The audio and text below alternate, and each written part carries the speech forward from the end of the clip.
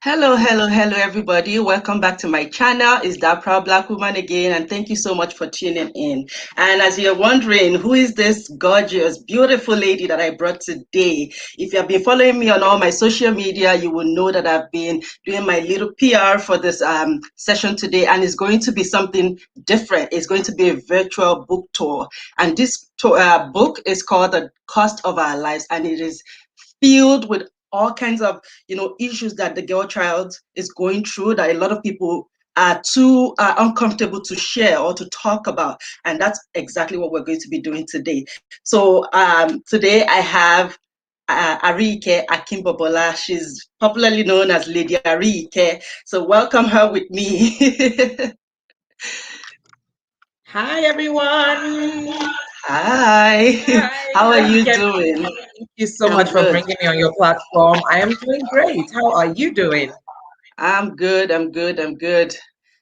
So the very important topics that we're going to be talking about that the book actually really points to is cyberbullying,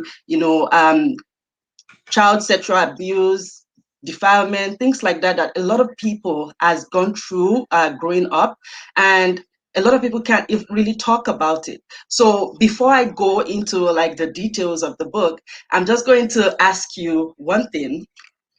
Can you tell us one fun fact about you that we don't know? Okay, so I think this is like the most fun fact about me. And a lot of people who follow me on Instagram, they know this. I love to dance. And, a couple of years ago, I used to do a lot of dance videos on Instagram, and people used to call me the Queen of Dance.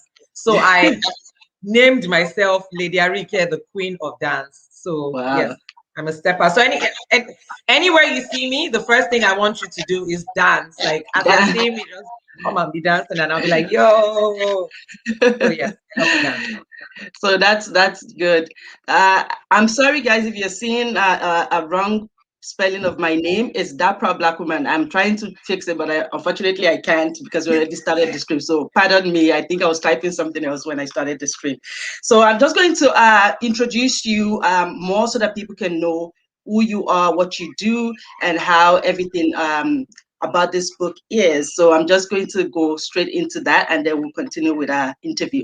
So Arike Akimbobola is a Nigerian trained lawyer currently living in Toronto and working as a senior business immigrant analyst. She's a published author, humanitarian, and she also has a YouTube channel in her name where she has conversations with people from all walks of life, and an award-winning TV host and humanitarian. Before she moved to Canada, she lived in Nigeria where she produced and hosted Spice TV's wildly aired talk show, On the Couch. Arike's passion for touching lives and helping others led her to establish the Arike Arise initiative in Africa with a focus on education and advocacy for children.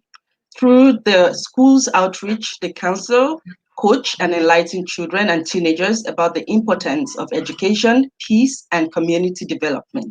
Arike also supports children, teenagers, and women from disadvantaged communities with our annual charity festival and other projects.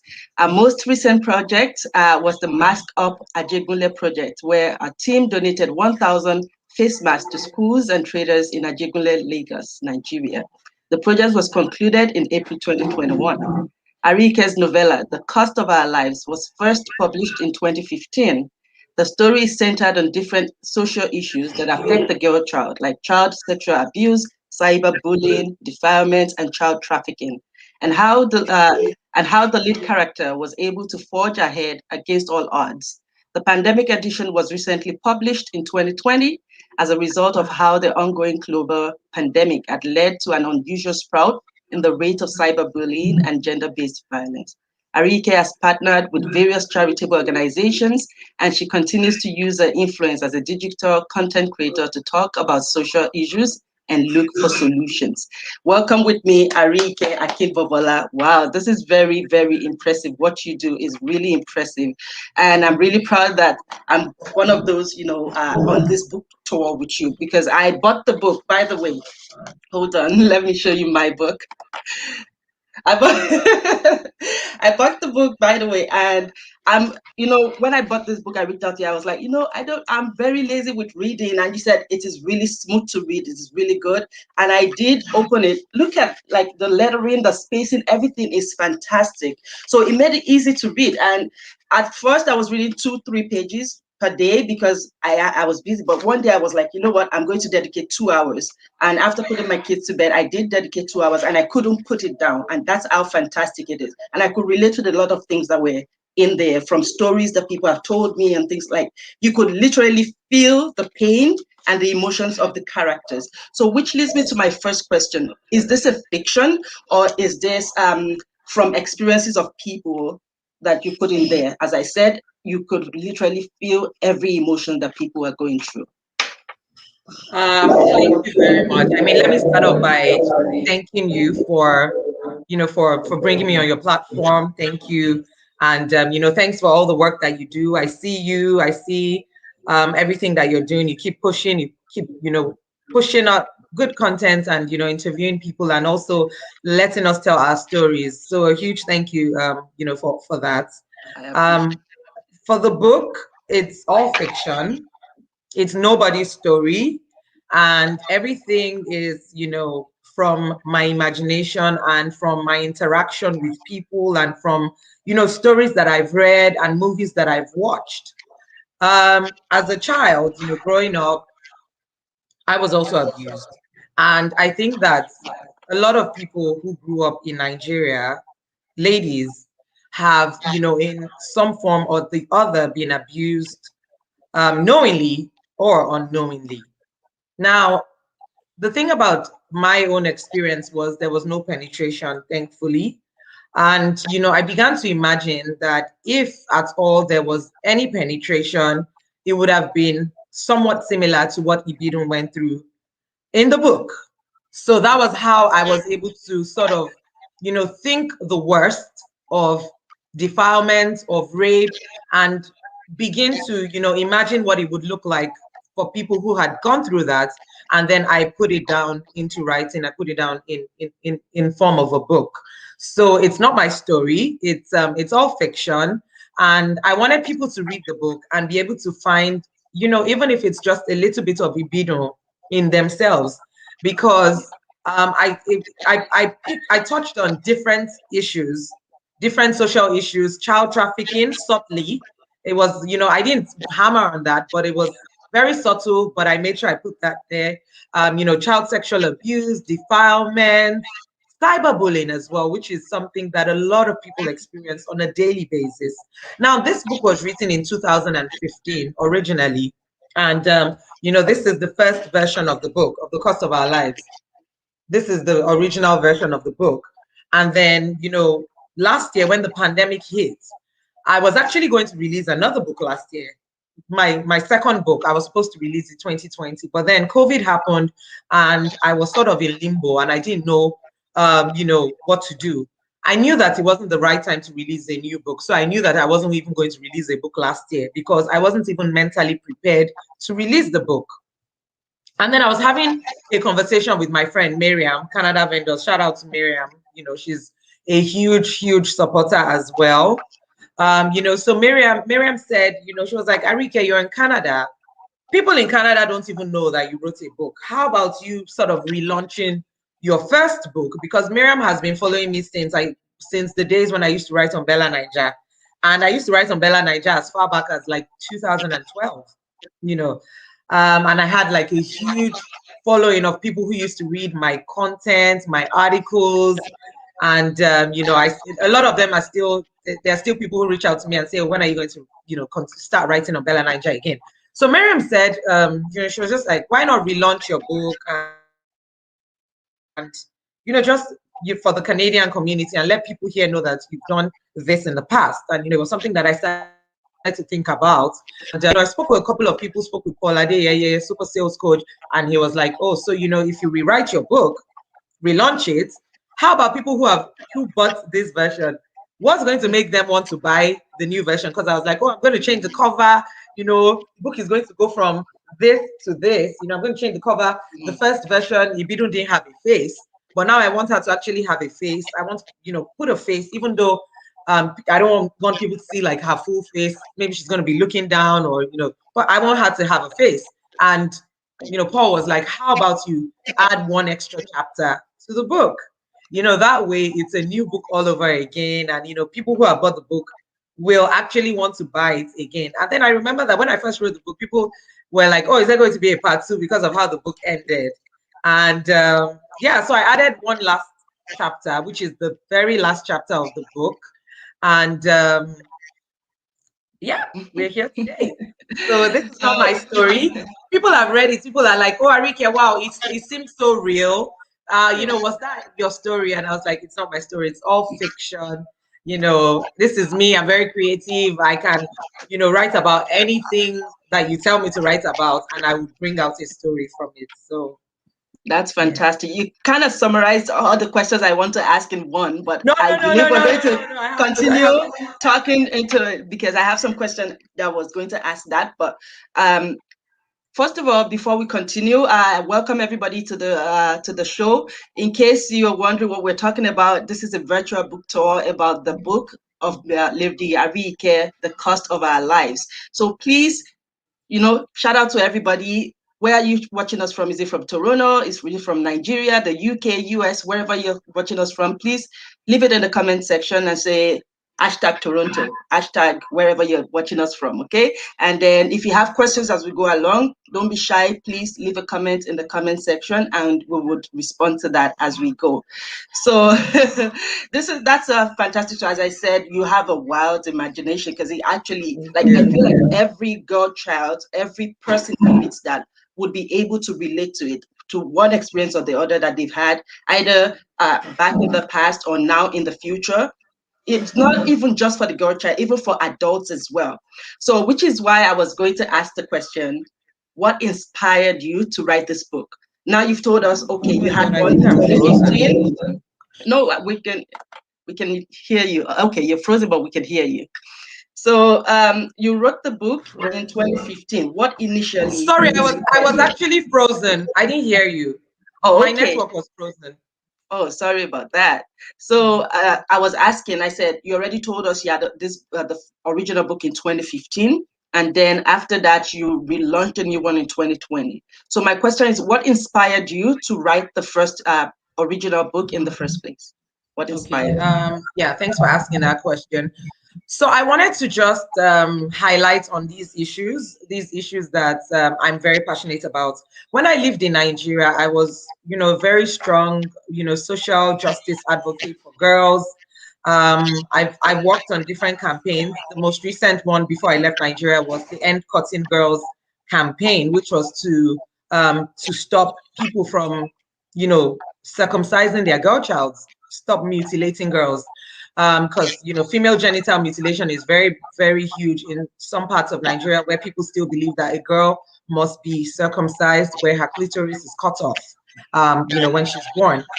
So I wanted to just highlight these issues and just, let people know that child sexual abuse is real. Let people understand that most times the abuser is usually a trusted family member or friend or, someone close. Hardly is there ever a time when the abuser is a total stranger or an outsider, because when a child is born, you're not going to give your child to strangers. So when these things happen to kids, it's usually people who have direct access to that child, that do these things to that child. So I wanted people to read the book and sort of understand that, children go through a lot. And you need to be very careful as to who you leave your kids with. You need to be careful as to who you give access to your child. You also need to be careful as raising your child, because people can get careless, and people are chasing after money, chasing after the wrong things. And at the end of the day, you're chasing after money so that you can take care of your kids, so that you can send them to the best schools. But then if you're chasing after money, and then you are raising kids who are broken, kids who are abused, kids who are not emotionally stable. We can hear you. We can Can hear you hear you. me now? You can hear me now? Yes, yes. We Can can you hear hear me you. now? Yes. We can hear you, Lady Arike. I think I need to log out and log. So everybody, rep your country, rep your city, wherever you're watching us from, leave it in the comment section. I think my guest is having a little problem with the internet. She will be logging back in soon. So how was your weekend? How are you doing? Leave it also in the comment section. Let's check on one another. And as you know, today's topic is going to be a virtual book tour, and it's the cost of our lives. And the cost of our lives mainly talks about cyberbullying, talks about, defilement, child trafficking, and child sexual abuse, which is a huge deal all over the world, not just in Nigeria, not just in Africa, all over the world. And a lot of people, a lot of girls have gone through one experience or the other, even though they're not proud enough to talk about it. But they've gone through one thing or the other in their lifetime. And I believe that every household needs to have this book. So I have a link in the description to the Amazon where you can buy this book. Kindly support the author and go purchase one. It's very it's not so expensive. It's less than $20, which is fantastic for this type of content. All right. Welcome back. Welcome back. Thank you. Thank you. My network was very laggy. So yes, I'm back. So yes, I was just saying that people need to be, people need to pay attention to the right things, which is, if you have kids, you need to pay attention to them, as against chasing after money and these things and leaving your kids in the care of people who would abuse them and, do all kinds of things to them. So I just wanted people to read the story and just sort of put themselves in any of the characters' shoes. It could be Bidun's parents, it could be Bidun herself, it could be anybody in that book, but just to sort of find themselves in that book. And, as parents, make amends, as caretakers of children, also make amends so that kids understand that, these people who have access to them are not their parents. And when I had the private book reading in December, the keynote speaker was Dr. Mrs. Dere Awoshika, chairman of Access Bank in Nigeria. And she spoke about the book, and she said something which was very, very, very, something very interesting. And she said, parents need to let children understand who their real relatives are. Because we grow up in a culture in Nigeria, we grew up with our culture where everybody is your uncle, everybody is your auntie. So you really don't even know who is related to you. And you just feel that, your next door neighbor is related to you because you're calling them uncle or calling them auntie. So kids need to understand who their real relatives are. And even with that, kids also need to understand that these people, even though they're related to them, should never have access to their private parts. So yes, I wanted to tell those stories so that people understand That's these things. really, really good. So for those people that are just joining, I just wanted you to touch on the need for this second edition that you had, because as you said, you had the first edition in 2015, and in 2020 you relaunched a new one. And I wanted you to talk a little bit more on, the need for this pandemic edition. What additions did you make to the book? Okay, thanks. So the need for the pandemic edition was even also, aside from the fact that Miriam and I spoke about relaunching the book. I also observed that there was a spike in the, in the cyberbullying cases. There was a rise in the number of cyberbullying cases because a lot of people are on the internet now. A lot of people are at home. They're working from home. More people have access to the internet now. Yes. So people are seeing people. People are trolling people. There's an echo. Is it coming from me? No, Okay. not from me. Okay. So people are trolling people, and people at home. People are in isolation. People are depressed. There's so much happening, and I just also wanted to let people see that being a cyber bully is not on. Like, don't go around trolling people. Even if you want to leave a comment on someone's page, leave it with love. Don't come from a place of hate.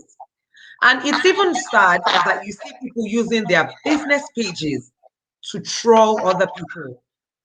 And you are there selling something, Mhm. and then you're trolling people. So how do you want people to even patronize your business? So I just wanted people to see that, there's a pandemic out there. There are things going on, for people to also not lose sight of their goals. Yeah. Because Ibino was a go-getter.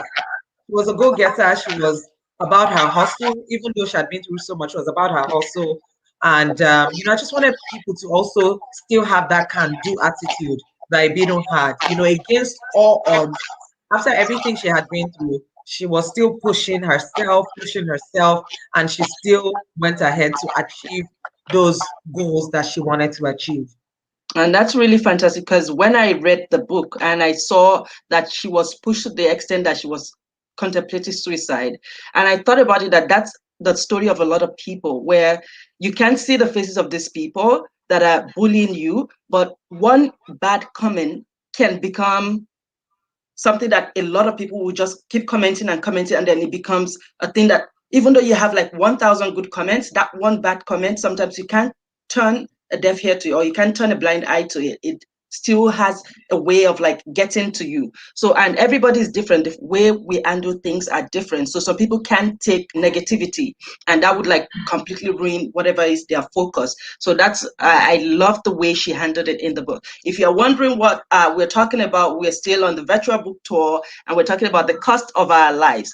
There's a link in the description below. Please go check it out on Amazon, and please support by purchasing, and it's totally worth your money. If you're wondering what the book looks like, this is the book right here. Fantastic. Even with the packet, like the back, the photo, the inside of it, everything is fantastic. It's easy to read, and something that you can finish reading in less than a day. So take it from me. I don't read much, but this is fantastic.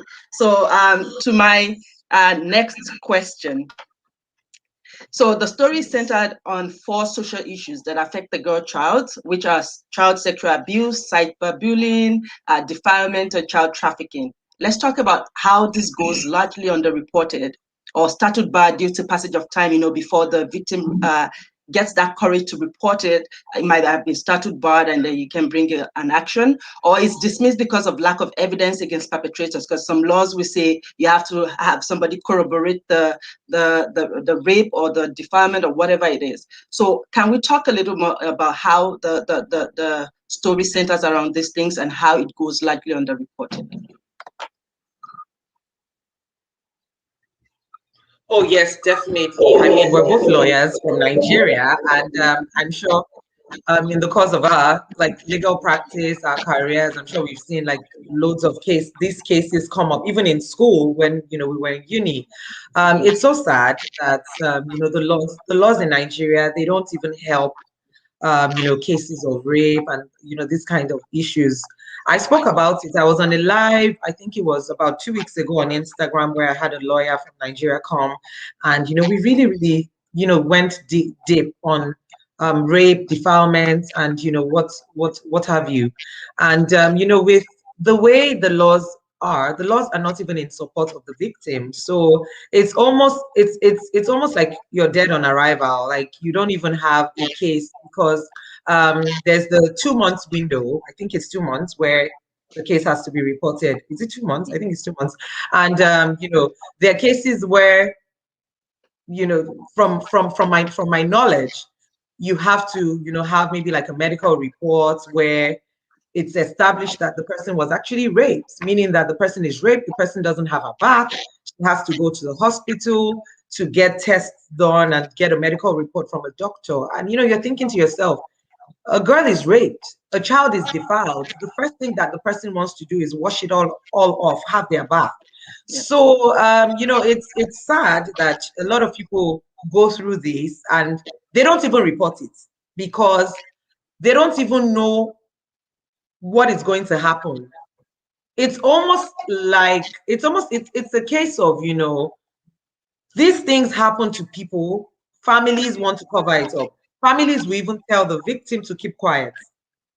They don't want the girl to talk because it's even almost it's like her taking away from her own bride price, because at the end of the day, people know she's been raped. You know, people are talking, families are talking. Somebody in future, somebody wants to marry the girl, and people are like, "Oh, it's not that girl that was raped back then." So the shaming culture, it plays a very, very, big role in having underreported cases, because a lot of people, more people will not speak out as against those who will speak, because of the after effects, the shaming, even the laws. How do the laws protect people who have been raped? The laws don't even protect them.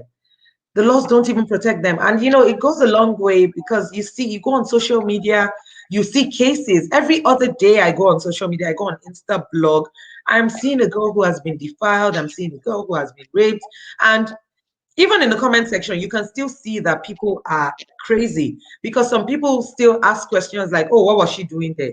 Oh, what was she wearing? And then you're thinking to yourself, what does my outfit or my purpose in that space have to do with the person, me being raped or me being defiled? Rapists are people who rape people. Child sexual abusers, predators, pedophiles, they're the ones who do these things to the kids. So why are we not looking at what that person did to the child? Why are we looking at what the child was looking for in somebody's house, or what a woman was wearing when she got raped? All that should not even be things that people think about. So these are the things that people think about, the shaming, most especially, before they even think of reporting it. So that's why we have a lot of unreported cases.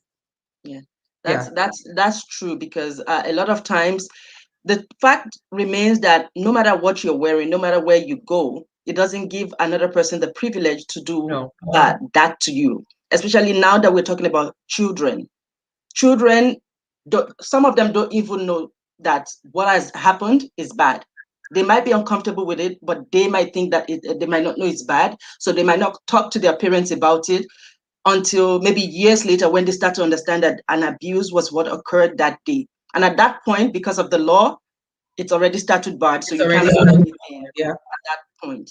And a So lot of children are threatened. A lot of yes, kids get threatened because I've heard of different stories where people are sexually abusing a child or children, and what they usually say is, if you tell your mommy, I'll kill your mommy, or if you tell your daddy, I'll kill your daddy.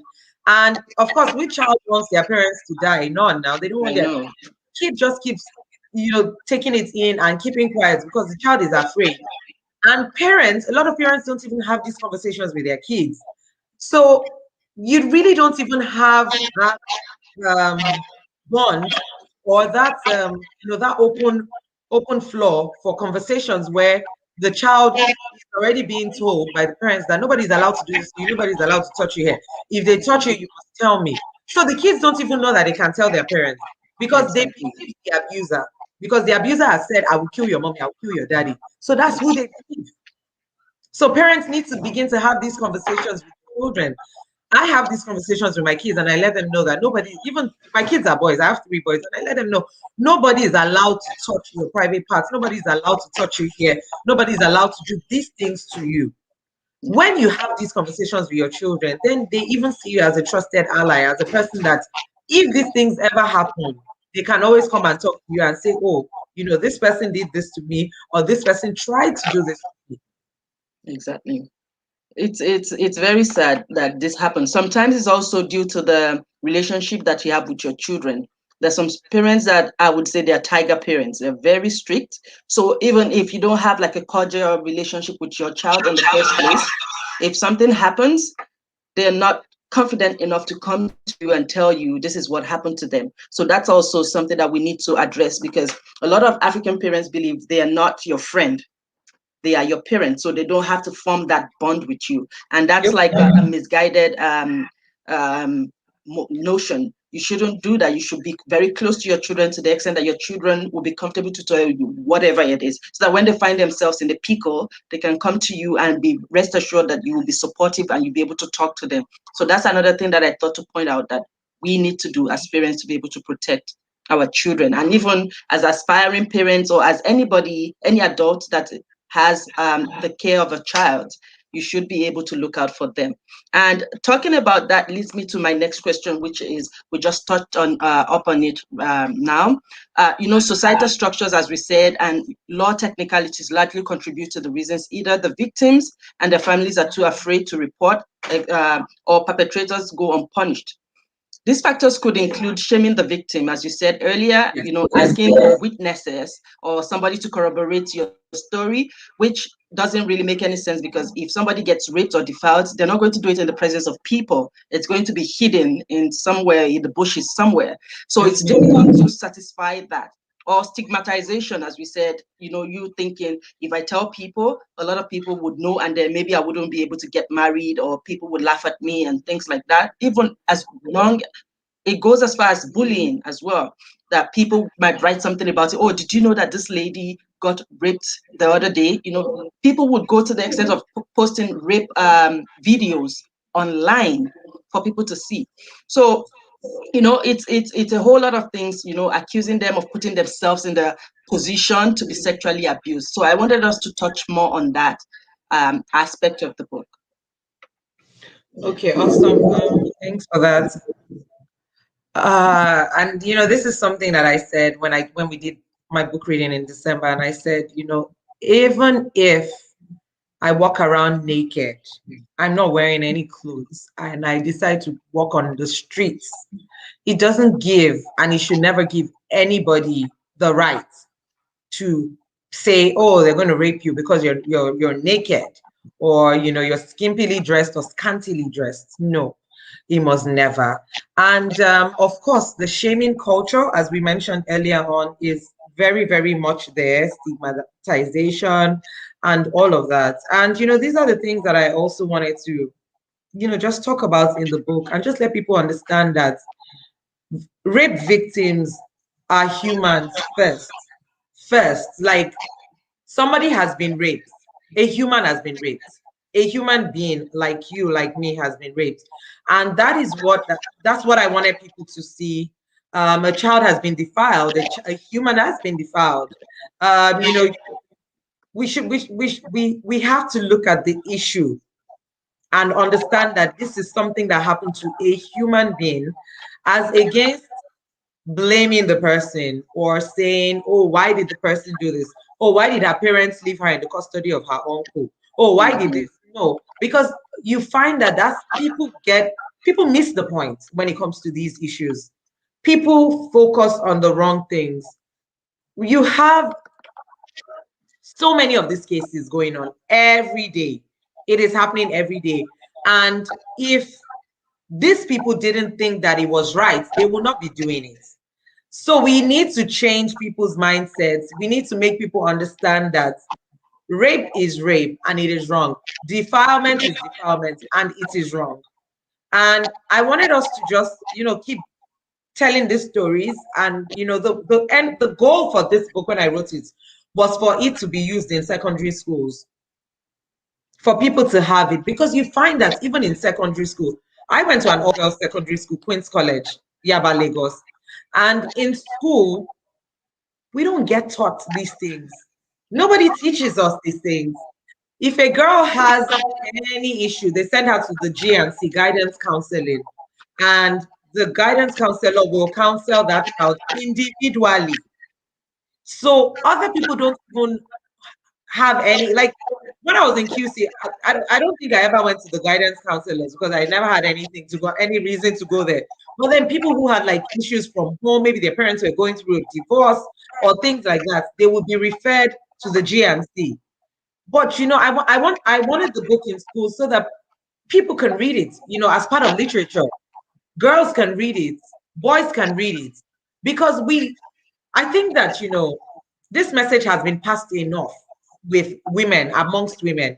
And I had a live with Audu, my Corey, last week, Saturday, on Instagram. And I really wanted to do it with Audu because when we had my book reading, Audu was part of the book readers. And him and a couple of other guys, they were the ones that read Uncle Femi's chapter, which both of us would, we'll talk about it, and maybe you read it or something.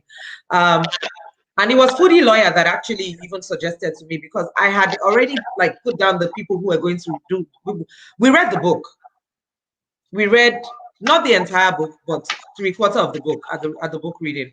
And I had different people read different parts, people from Nigeria, people from Tokemakinwa read a part, Tomike, Adeoye, Miriam here in Canada, people, Foodie Lawyer read, Nifemi, Toyin, Itiketify read. We had like people from different parts of the world. Niger Lawyer in Canada, Moyo, also read a part of the book. So I just wanted like different people from all walks of life to read the book. But the rape chapter, Foodie Lawyer suggested to me, and she said, let the men read this. And I loved it.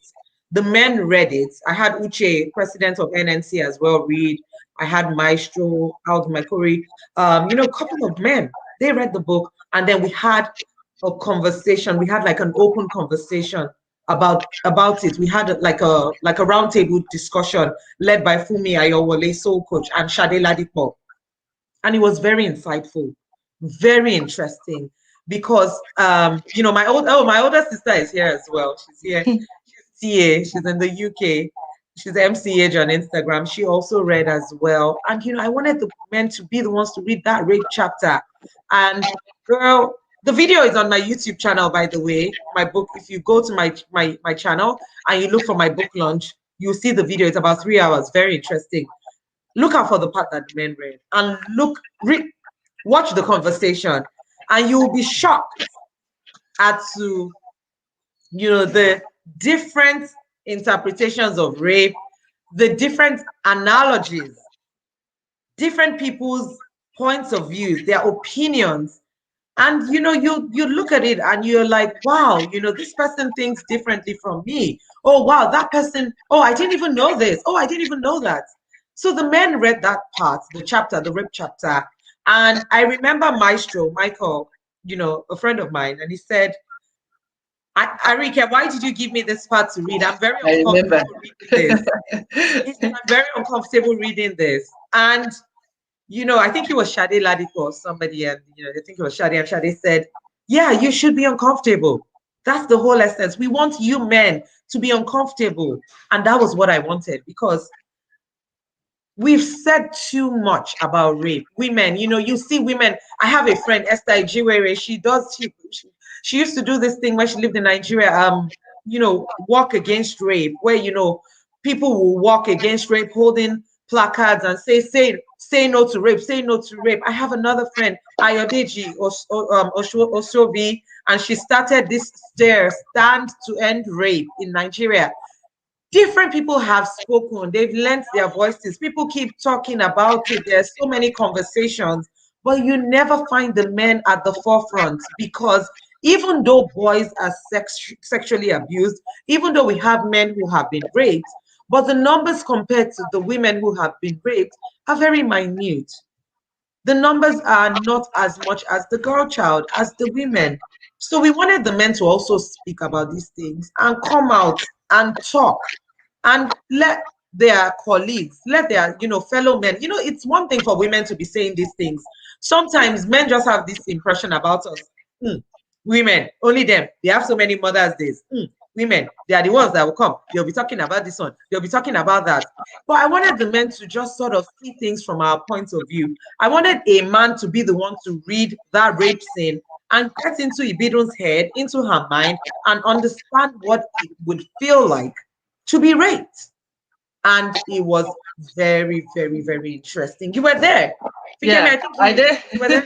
Yes. Yeah, So I wanted them to understand that, these things are not just clout chasing, or, people just coming online to say, oh, this girl was raped. This is what she went through.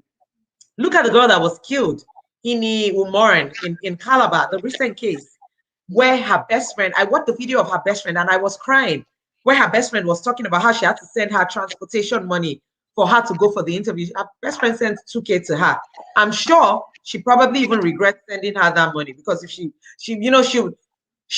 would even be blaming herself as well. The girl was looking for a job. That's all she ever did. She was looking for a job. She went job hunting. and she was raped and killed. There are so many cases like that. So many. I was watching a video of a woman yesterday, a woman that said she was kidnapped. Her eyes were puffy, red, swollen. And she said that while she was there were two other girls who had been kidnapped as well. And she said they were stripped naked. God knows what these kidnappers would have done to these women. They were all naked for days in the forest. And what happened? Right in front of her, she watched two other women being cut, chopped into pieces, killed, and their parts were sold to people who were calling and saying they wanted to buy breasts, they wanted to buy like different parts, human parts. And then you look at these and you're like, these people who are doing these things, they're also human beings. If they knew better, they won't be doing what they're doing. They don't know any better. To them, they'll say, "Na hustle." They are hustling. They are hustling. That's it. They are hustling.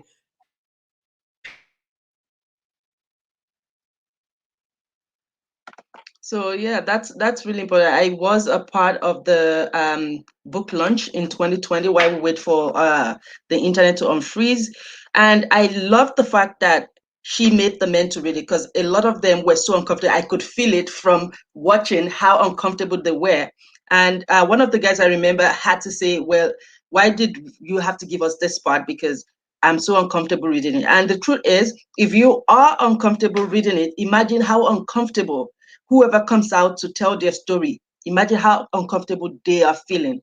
And what we have to bear in mind is if you're reading something and you're uncomfortable, at least it doesn't have an impact on your mental health. It doesn't have an impact on your life. It doesn't have an impact on anything that you're doing.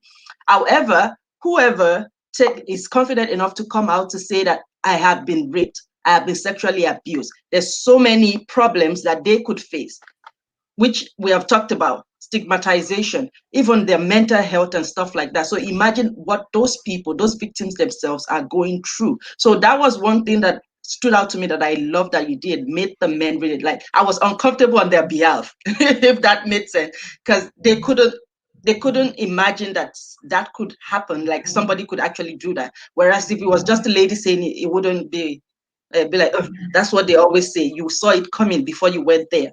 So I loved that you did that. So yeah. So let's continue with the conversation where you left off. Okay, yes. So yes, yeah. So I wanted the men to feel uncomfortable and to just get them into Ibidon's life and just get so that they would understand how these things really work and they would understand the mental effect that it has on the victims. People hear about rape from the distance. You just say, "Oh, this person was raped." Oh, but then people don't really get to understand even the event of rape, of defilement. And I wanted people to understand it in my book, and that was why I was very, very graphic with the details, in Uncle Femi's chapter. I don't know if you want us to read it now, Yeah, or I I will don't know read if it you have after a the set next time. question. We have a set There's a time part for where that. yeah. So I'll just go to the next question and then so I think after the two questions, I have a part where I was intending to read the book. So now, talking Okay. about cyberbullying, it has become so rampant, especially in the pandemic, where everyone is on social media, and one bad comment can open a floodgate of hate comments, which sometimes might even include death threats. In the book, we saw how Ibidun was so distraught when she, started to contemplate suicide as well. What is your take on how to handle these situations? Because a lot of people will say, just ignore it. Some people will say, tackle it. What is your, take on that? Okay, so I mean, this is me talking as Arike, and what works for me might not work for you. With cyberbullying and with every other issue in life, it's not a one size fits all answer. So this is my own take. This is how I handle cyberbullying because I mean, I have almost 30,000 followers on Instagram. I have a huge following, on social media. And there's no way you have a huge following on social media that you will not be cyberbullied. Never. Like some people say, "Oh, Arik, yeah, I think people like you, blah, blah, blah." Oh, people, nobody, when it comes to cyberbullying, trust me, there are people who will hate you. They hate your guts. They want to be like you. They want to be in your shoes. They want to do what you're doing. You wake up in the morning, God has been faithful. You go on social media, you're dancing, somebody is angry. Me, the way I'm promoting my book, I know people are angry. They'll say, I should the first one to write book. There's nothing you will do that people will not be pissed off, or you will not have haters. You always have haters. Now, me, I was brought up in a family of love. Like, my family is very loving. We're very positive minded. That's what I know. Now, a lot of people were not brought up that way. So they find it hard to show love. They find it hard to be peaceful.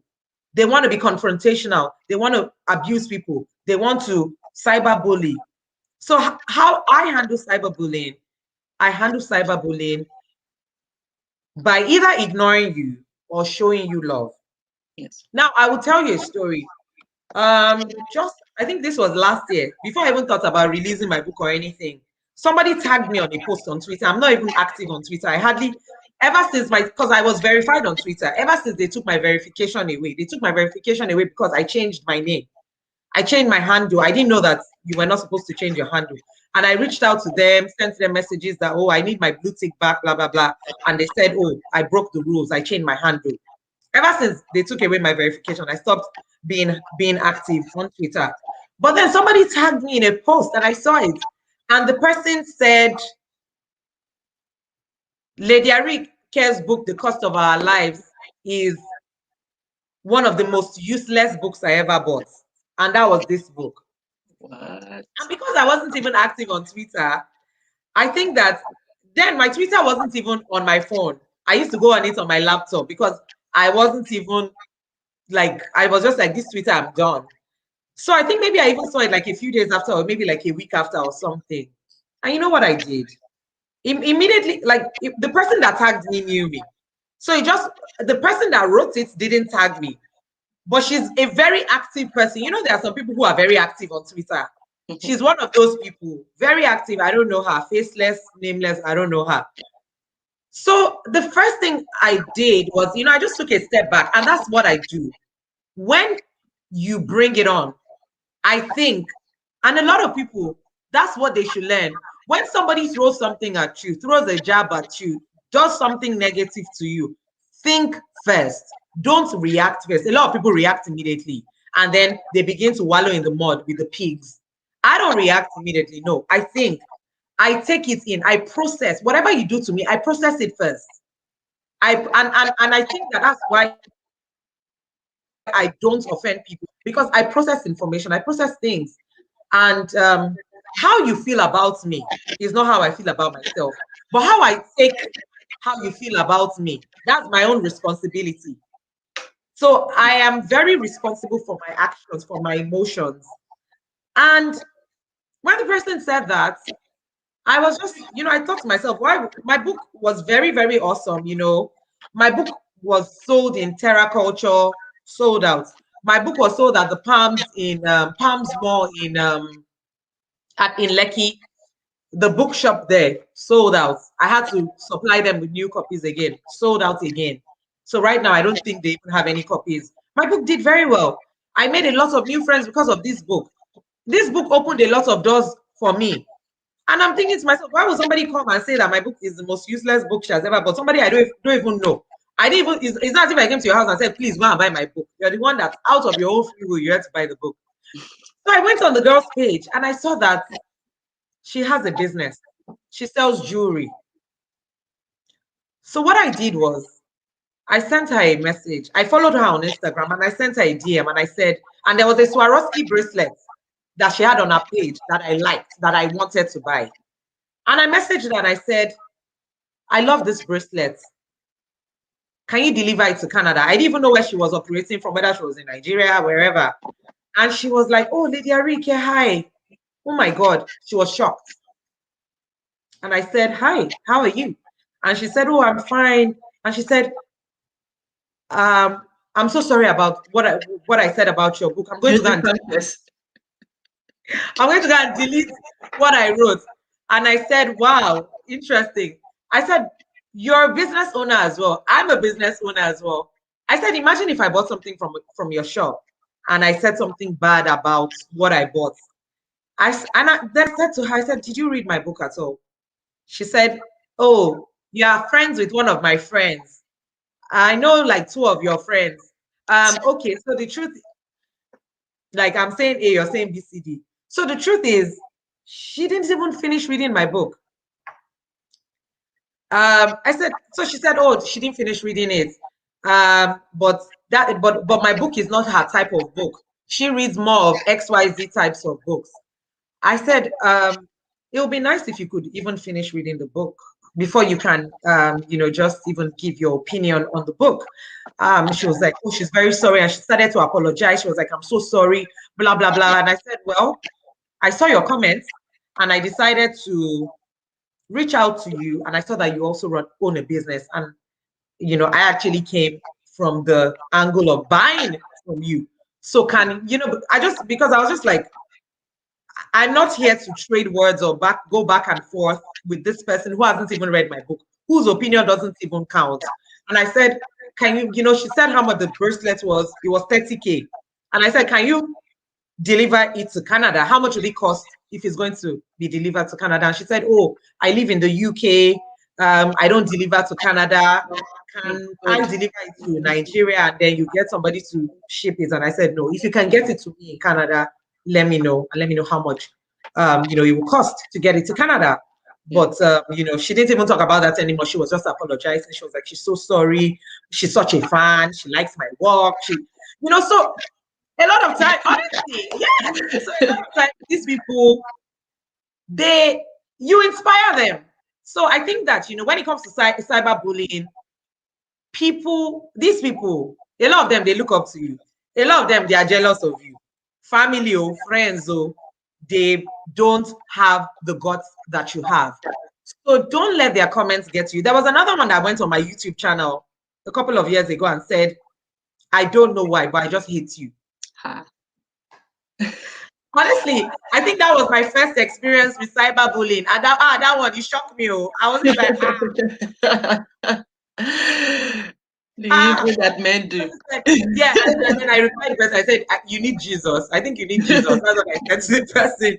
And shortly after I moved to Canada last year, the whole excitement of Jackpot Niger, I'm in Canada, somebody went with this beautiful account that they opened, and the account was maybe like appreciating women or something that had to do with women. And the person sent me this long epistle in my DM, which I munched and I put it on my page because sometimes you're thinking you need the attention you want. I will give it to you. So I munched what the person said. And the person said, "Oh, this Canada that you've moved to, just very negative, very, very negative." And then I put it on I think I deleted it afterwards, but I put it with the person's handle. And I said, hey guys, this is what I got. And people went for the person. Sometimes your followers, they are looking for Hutu. They are like, okay, you think you're a cyberbully. I will bully you into stopping, this whole cyberbullying thing. And people went in and the person quickly deactivated their account and ran away. So dealing with cyberbullying with me, I think people see me and they're like, oh, Arika is very nice. If you look at my friends, I'm a crazy person. Look at the people that surround me. So if I come across as a nice person, I choose to be nice. I can be crazy too. This head sometimes is not correct. So if you meet me on a wrong day, I will give it to you. But most times I ignore because they will come. It comes with the territory. You cannot be successful and not have haters. No, it comes with the territory. But then you really need to understand that if you were not doing these things that you're doing, these people will not come for you. If you were mediocre in your space, if you were just sitting down quietly doing nothing with your life, they won't come. So, everything that you're doing in life, if you're successful, they will come for you. So if you have bullies, it means you are doing something right. Doing something right. Yeah, exactly. So handle them with love. Some celebrities, they just turn it to cruise. If you want to just turn them to cruise. Just go there and just engage them. A lot of times you find that they wish they were you. They wish they had your life. They wish they had the guts that you have, but they don't have the guts. They don't have the guts. So don't take it personal. Don't take it, don't let it depress you. Don't let it stop you from doing the things you want to do. Don't let it stop you from shining. Keep shining. They will keep coming, but just keep shining. Exactly. So for me, I would say pick your battles, because sometimes some battles are worth fighting, some not really. So and that's what I do sometimes when I see some it. When I started my channel, when I was still on 50 subscribers, just 50, people were still hating. People will say stupid things in my DM, and I will just ignore and delete it. But some people I would actually respond to, because I just wanted them to be like, you know what? Not all the time would you be quiet. You have to address something so that people can shut up. And I find that sometimes when I address those people, they actually do run away. As you said, they would like, I'll be like, so you were just looking for trouble. And some people are cloud chasers. So they don't really know anything about you. They're just scouring the internet looking for somebody that is big so that they can leave a comment, so that other people that are also as evil as they are can start leaving more comments, and from there they can gain that followership that they want. So sometimes it's not about you. It's not about what you've achieved. It's not about what you didn't achieve. It's not about what you have done in the past. It's just somebody cloud chasing, wants to grow and needs somebody as a ladder to get there. And with those people, what I do is, I know you want attention. As you did that, you munched the screen. I did one the other day. I munched the screen, but I script out the person's name, because I know that people, we are curious individuals. We will want to go to that person's YouTube channel to go watch. Oh, what does this person actually do? And you're giving my money to that person, because that money that you're supposed to come and put into my account, It's going to the person. yeah. So I scratched out the name and I munched what the person said and I put it on my Instagram. People are like, where did you scratch it? And I said, because I'm not going to give them that cheap popularity that they wanted. With another scenario, it was different. It was on LinkedIn when I was promoting, because I promote Black-owned businesses, right? And usually it's for nothing. I'm not trying to get anything from you. So that's why when I want to promote people, I wouldn't even tell you that I wanted to do. I would just promote you. So I promoted something, I can't remember who I was promoting, and I put it on my LinkedIn. And this lady, who is also a lawyer, responded and said she's not comfortable with the way I said Black-owned businesses, because she feels that's racist, me saying that Black-owned. Why can't I just say small businesses or businesses? And I said, so I actually responded and we went back and forth. At some point, I was like, why am I going back and forth with this person, trying to explain? So I munched it, but I left her name in there, so that, because I know she's also a lawyer and I want people to know the kind of person she is, so that they can judge her from there. So sometimes I pick my battle. Sometimes I don't want to give you that popularity that you want. Sometimes I want people to actually go for you. So it depends on how you want to handle it. But remember, as Lady Arike said, it's because you're doing something good. Because in the book, and Ibido didn't have any haters until she made it big. Yes. That's when they believe, oh, by the way, your past, you did this and that.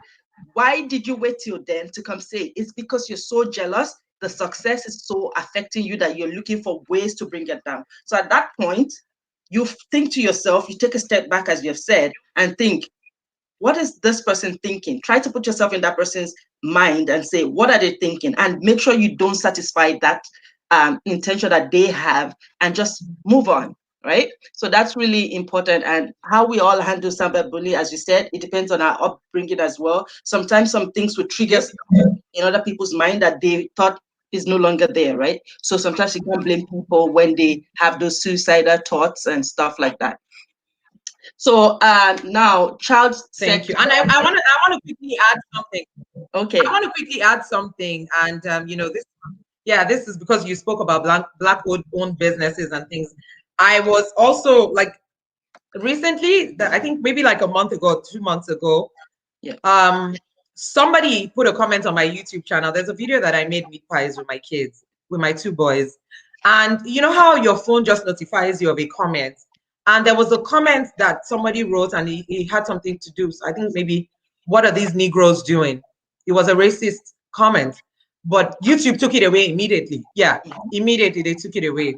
And that's the good thing about YouTube. They know how to filter out. They filter out some of these comments that come from haters. And I also wanted to say something, and this is leading us back to Ibido with her cyberbullying issue. People need to also learn to stand up for themselves. Ibido stood up for herself, and that's something that a lot of people don't do. People don't stand up for themselves. In regards to cyberbullying, life, issues, most especially issues with friends, acquaintances, even family members. We should all learn to stand up for ourselves, because sometimes people will take advantage of you because they think that, oh, is it not this person? Oh, are you not my sister? Are you not my brother? Are you not my cousin? Are you not my family? Are you not my friend? But you should, because this is me, Arike, as a person. This is something that I have started to take in. I've started to match your energy. Like, you bring it, I give you the energy you give me. People expect you to give them more than they give you. They expect you to do more than they will do for you. So I have started to stand up for myself the more, and I match your energy. The energy that you're bringing to me is what I'm going to give back to you. So if you're coming to me, I mean, in as much as I'm saying I was brought up in a loving family and I spread love, I show love, my brand is all about positivity, it's all about love, it's all about, all of that. But then again, I am not your doormat. I am not one to be trampled upon. If you come at me with negative vibes, I will cut you off like a bad habit. I would cut, like, I don't have the energy to. My sister put a comment, she said entitlement mentality. Yes, a lot of people feel entitled to your time. A lot of people feel entitled to you as a person. A lot of people feel like they're going through stuff. Maybe they see you because you look happy. Hey, you look fine. They feel that, oh, Lady Arika is not going through anything. This one now, wow, she's this, she's that, she's. But people need to understand that everybody is going through something, most especially during this pandemic. Oh my God. Everybody has gone through something, whether it is loss of a family member, whether it is, loss of a business, or, loss of a business deal that could have happened but didn't happen because of a pandemic. So people need to be more accommodating of other people's emotions. And people need to understand that whatever it is that you're going through is personal to you. You lose somebody who was very close to you. The fact that you've lost somebody close to you does not mean that everybody around you's lives should stop. Or doesn't mean that everybody around you should feel the emotions that you feel. Because I can't feel your emotions, you can't feel my emotions as well. So, that entitlement mentality, it needs to stop. And, I went through some personal things with people close to me, and I decided to draw the line. And I was like, look, I'm done. I'm done. Because, I feel like entertainers have it harder. People in the entertainment industry, they have it harder with certain things. I was watching Peruzzi's interview recently. He had it with Chude. I don't know if you watch Chude. Chude is, an awesome person that you should also watch his interviews as well. Why Niger? Chude interviews like people in Nigeria, and he tells a lot of stories. And I was watching Peruzzi's interview, and Peruzzi said his mom died of cancer. And his mom died 2 days after he released his album or a song or something. And he didn't even tell his colleagues, like his people who worked with him and were promoting the song, because he didn't want them to stop promoting the song. And he was still promoting his song even though his mom had died. And he would go back home and cry in the shower when he was having his bath. But he didn't want the promotions to stop because they had already like laid down a lot of things. You know how it is? Because I used to work in Spice TV, and Spice is sister channel to Sound City. And I've met Davido, I've met a lot of these entertainers. It takes a lot to put up a body of work, be it music, be it art, be it a book or whatever. And when you've already like set a roadmap to your promotion, map for your promotions, it's very hard to stop. So I could understand where he was coming from, being that I also wrote a book, and this book was relaunched in December. There was a lot of hype, and I had a lot of those promo materials that I'm releasing now. They are promo materials from December. Trust me, I had put a lot of things down, but sadly, in January, I lost 2 of my uncles. So I decided to put all my promotions aside, and I said, this is not the time for this. My family were grieving. I don't want to be the one who is, selling a book or promoting a book because, these things have happened. And that was why I didn't put my book on. In fact, we had already put the book on Amazon, but we hadn't activated it on Amazon. And, I just told my team, I was like, let's just put a pause on these things for now. I don't want to be promoting any book right now. Let me just do other things right now. And, people were messaging me because at the book launch, I was like, oh, the book is going to be on Amazon in January. People were messaging me, when is the book going to be on Amazon? When is this? And I was like, look, I put it on hold for now. And, we put the book, thank God, we finally put it on Amazon in April, end of April. But in hindsight, watching Peruzzi's interview and seeing what he went through where he lost his mom and he was still promoting his book, his song, and still going for his media interviews and all of that. People do things differently, people grieve differently. But I want to just use this platform to let people understand that if you have a family member or family members who are in the entertainment industry and you all have lost family members or a family member, you must never expect that person's life to be on hold or on pause or that person's life should stop, because you yourselves, you are still going to work. Exactly. You are still going to resume in your office. But entertainers, it's frozen. I don't know. Fikemi, Yeah, we can still hear you. We can still hear you.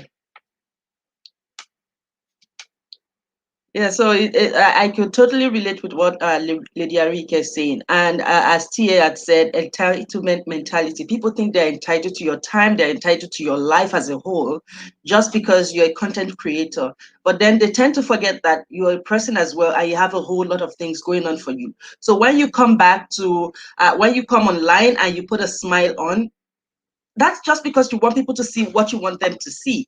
A lot of times we all go through a lot of things as well. And you can't just assume that you should be entitled to their time and they should see that you send them a DM. Why are they not responding DM? Why are they becoming so proud? And one thing is, if I had 100 followers last year and I'm able to respond to everybody's DM, and now I have, let's say, 20,000, you cannot expect me, except if I'm not doing anything else and I'm sitting down responding to all the DMs. So people say things like, oh, she's now so proud. She's now this. She doesn't respond.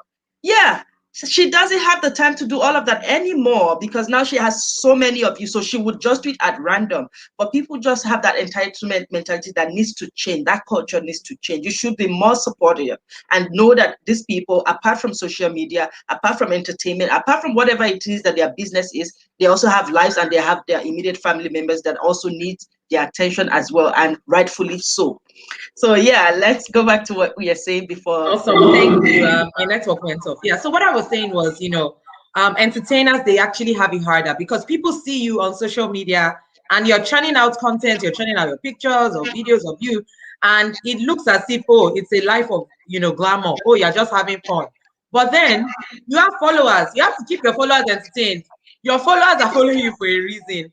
You have to churn out content, because if you don't churn out content, they are going to move to the next person. And you need those followers to keep growing because it is show based. It is part of the business. If you don't show that you're popping, then you're not popping. So people need to understand that, entertainers have it harder. So, that period, I just put my book on hold. It was a personal decision. But in hindsight, if I knew better, I would have still gone ahead to release my book in January. I would have still gone ahead to release it, because the truth is, it's sad. The sad reality of life is life.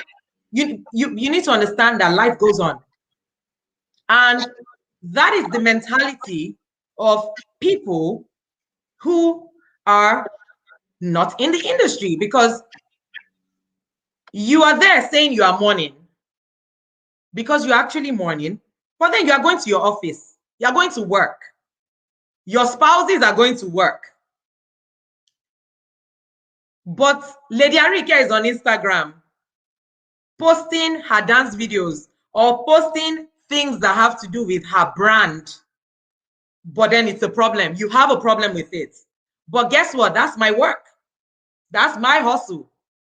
So people need to understand that entertainers have it harder, and people should not expect life to stop for entertainers because something has happened in the family.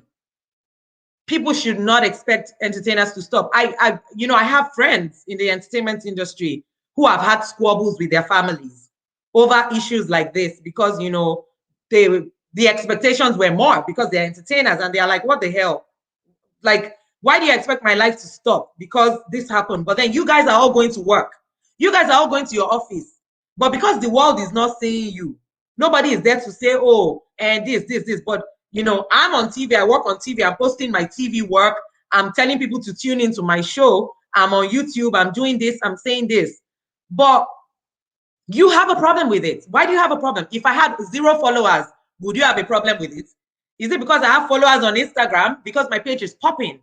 Because people are following me? You see that people know Lady Arike, people are following Lady Arike, you have a problem. Okay, so if I didn't have any followers at all and I was still trying to promote myself, push myself, would you prefer that?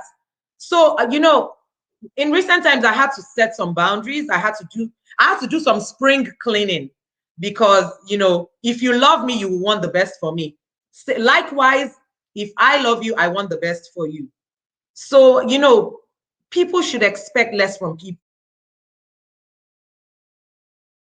Spread love as against trying to blame people for things or trying to say, oh, why are you posting on social media? And why are you doing this? Why are you doing that? And, the truth is that no matter what you do for people, no matter what, they will still talk. Exactly. So just please yourself. And that's why, in hindsight, if I knew better, I would have released my book in January. Despite everything that happened. But, I'm not regretting releasing it in May because the book has done awesomely well. It made the bestseller list in the UK. It made the bestseller list in Canada as well. And, I'm just very thankful for all of you that bought my book, the conversations that people have had around this book. This book was small me, small girl, big God. I'm really, really humbled at the love. People I don't even know from anywhere, they've reached out to me simply because they bought my book, because it has my social media handles there. And, that was my wish for the book, not only for people I know to buy my book, but for total strangers to buy my book and to open me up to new communities, new connections, new relationships. And that is what the book is doing. So please buy my book. Fikemi, please help me put the link because I don't think I can comment. I can't see any option for me to comment. So please help me put it in the comment section as well. If you haven't bought it, please buy it. It's on Amazon. Amazon will deliver to you in any part of the world, within a few days. So please, please, please buy my book. Support me. I see my sister. My sister is saying, we love you, Ricky. Keep being you. Thank you. Yeah, so every other person is taken. So, just everyone should just keep being themselves. Just keep being you. Every other person is taken. Be yourself. Do you. Make yourself happy. Do the things that you love. Surround yourself with the people who elevate your purpose, people who are supporting you. And if you find people who want to drag you down or they're not happy for your success, cut them off like a bad habit, man. Cut them off straight. So sorry, I keep muting myself because today somebody just said to start mowing the lawn. Give me a second, let me close my window. Oh my God. So yes, if you're joining us, please, put a comment in the comment section. Let us know where you're watching from. I see my people. Aisha, I see you. Aisha is my baby girl. We went to university together. She's my friend. She has a copy of my book as well. She has the old one and the new one. She's in Calgary. My older sister is here from the UK as well. Very supportive. She's here. She's always supporting. That's my only sister. Only sister. I don't have any other sister. That's my only blood sister. Only blood sister. That is fantastic. I really loved, the way this conversation is going because we're touching up on salient points that I'm sure a lot of people are also going through one thing or the other, and it's easy for to get carried away with these comments and things like that. But now hearing from you, hearing from other people know, okay, maybe I shouldn't just take it to heart. Maybe I need to take a step back and, try to evaluate what exactly does this person want. And that way you're able to take the next stage, like, okay, am I going to ignore, or am I going to actually stand up for myself and tackle this and, let it die there? So, guys, if you're just joining us, we are on the virtual book tour of Lady Arike, and the book title is The Cost of Our Lives. Please check in the description box, and the link to the Amazon where you can buy is in the description box. Please support, support, support. If you're just joining as well, please give us a thumbs up as you're joining, and also leave a comment in the comment section where you're joining us from. Are you from Canada here? And if you're in Canada, which city? Is it Toronto? Is it Calgary? Wherever it is. And if you're from Nigeria, the UK, rep yourself, rep your city, rep your country in the comment section. So now I'm going to go to the next question, which that's answered. Before you go to the next question, I want to quickly acknowledge my nephew, Demilade. I just saw a comment. My sister said my nephew is watching, and he said I didn't acknowledge him. I love you, Demilade. Love you, Damilare. Love you, Darasimi. Love you, Brosdy. Love you, my darling sister. Yage. Love you all. Love you all. Love you. And everyone watching, I love you. Thank you so much for the love. Thank you so much for the support. Thank you. Thank you. I saw Miriam earlier on Canada Vendors, always very supportive. Yes. Thank you. We're still going to do a shout out to you guys at the end. So please don't stick around. Share the video, share the link, tell more people to join us, and let this conversation keep going. So yes, Kemi, back to you. So now child sexual abuse and defilement. In most cases, I've heard the perpetrators are largely a trusted individual that has unrestricted access, as you said, to the child. So it's some people that you can't suspect. Like, for example, in Ibidon's scenario, at that time she was 10 years old, trusted her uncle, and it was her uncle, her mom's stepbrother, that did that raped her. So let's talk about how we can prevent this as parents and or as responsible adults with children under our care. Okay, yeah, thanks for this. I think that the first thing is for us to even have these conversations with children in our care, because a child is like a blank piece of paper with nothing written on it. It's whatever you write in that child or whatever you put in that child that is there. So we need to let our kids even understand their body parts, their private parts. Let them know which part of their body is private to them. That shouldn't be shown to other people.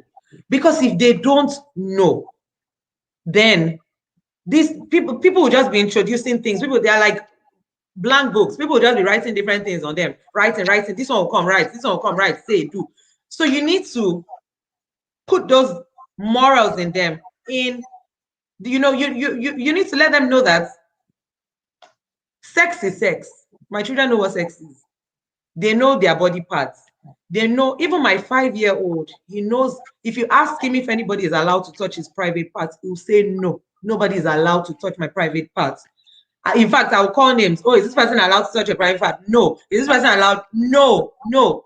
We need to let them know from a young age that nobody is allowed to touch you there, because kids are very innocent, very, very innocent. They are naive. They don't know anything. If you don't tell them, and it's an outsider that is introducing them to these things, and an outsider says, come, let me do this thing to you. I'll give you biscuits. I'll give you sweets. They would allow the person, because they think they don't even imagine that anybody wants to hurt them or do anything hurtful to them. So we need to let them know that these parts belong to you and you alone, nobody else. Nobody should see, nobody should touch. That's the first step. Let them be aware. Awareness. Let them have that awareness of who they are and what they carry. Second one, leaving your children unattended. 2. Now, people, in this part of the world, it's harder to leave your kids with people. It's very hard because childcare is expensive here.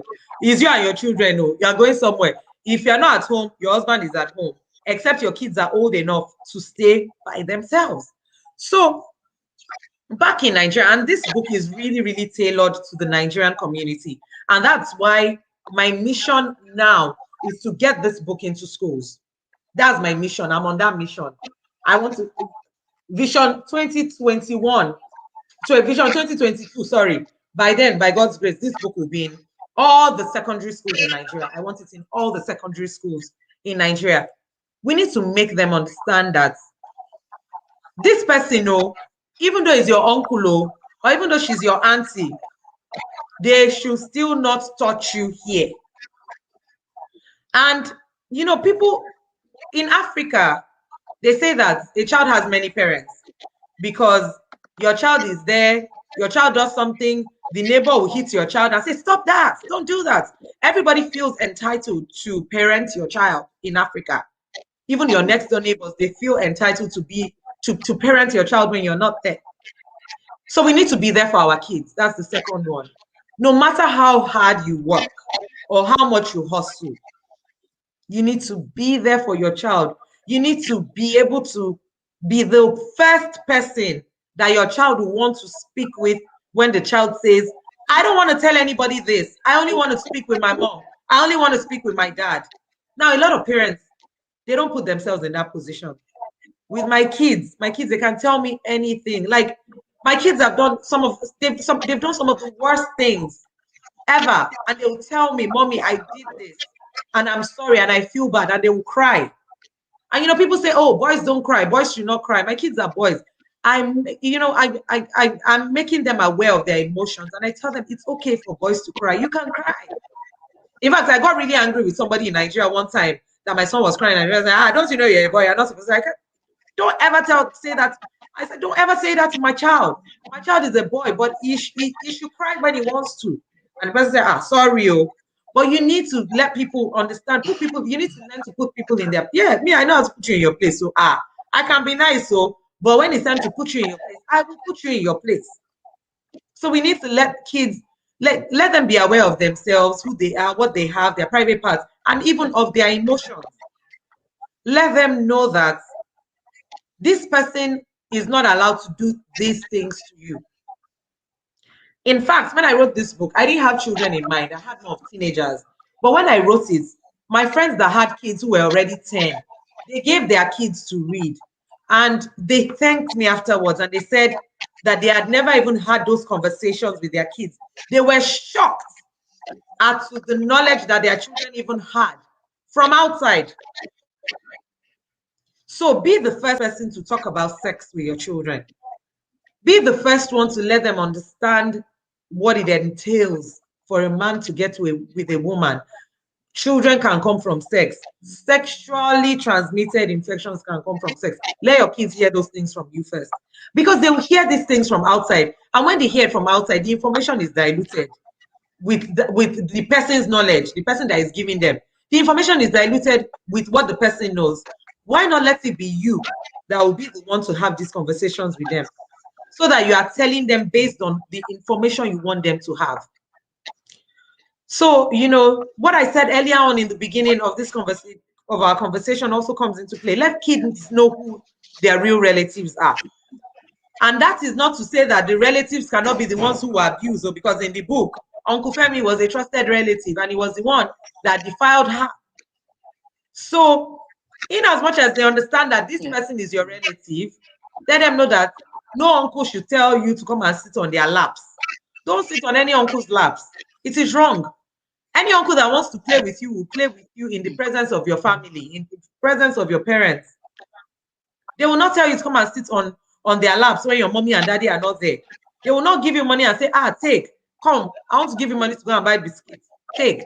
Oh, yeah, I'm the person that you should talk to. Oh, I'm the person that, you know, I mean, let me go into more details, because I mentioned in the beginning that one of the reasons why I wrote this book was because, you know, as a child, I was also sexually abused. We had a neighbor when I was growing up, and the neighbor would call myself and other girls living in the block of flats, and, you know, he'll take us to the back and he'll say we should touch his private parts. You know, it was scary to do. It was very scary. And, you know, it was something that I did. You know, my neighbors too did it as well. But then Thank God we lived in a block of flats.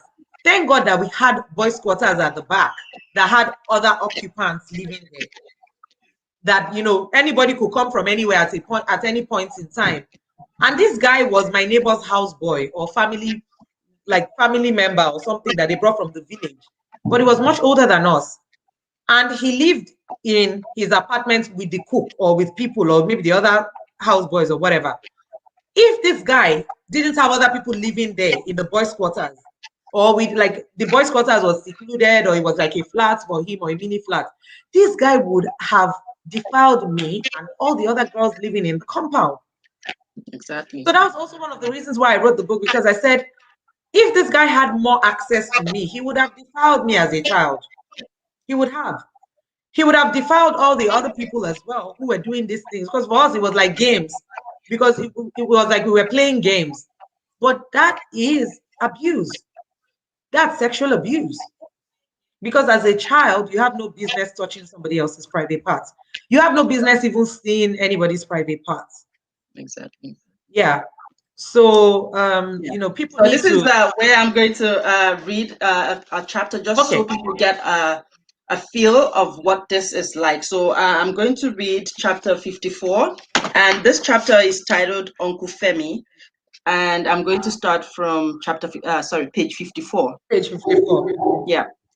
It Okay. was my okay. Do you have it? It Yeah, was I my have it. 10th birthday, the first time Uncle Femi came into the room while I was taking off my school uniform. Jide had dashed off to play football. Papa was nowhere in sight, and Mama wouldn't be back until much later. I heard the door open while my uniform was already above my head, so I couldn't see who it was that entered. Who is that? I asked, expecting to hear Jide's voice, or Mama's, or Papa's. For a moment, I imagined they had all planned a surprise birthday for me, even though I knew it was almost improbable. Shh, the voice answered. I immediately became scared and quickly tried to get my uniform off as quickly as possible. I looked up after I managed to pull off my dress, only to see it was Uncle Femi standing close to the door, staring intently at my half naked body. I completely forgot he also had access to our room. I suddenly became afraid as he began to move towards me. He looked so different, like he was about to hurt me. As he moved closer, he kept whispering, "Shh, don't scream. I don't want to hurt you." Even though the look in his eyes told me he was about to do just that. He grabbed me and held me close to his body. He grabbed me and held me. Sorry, I think I missed it. Yes, I got your Yeah, statement. he grabbed me and held me close to him before pushing me onto the bed.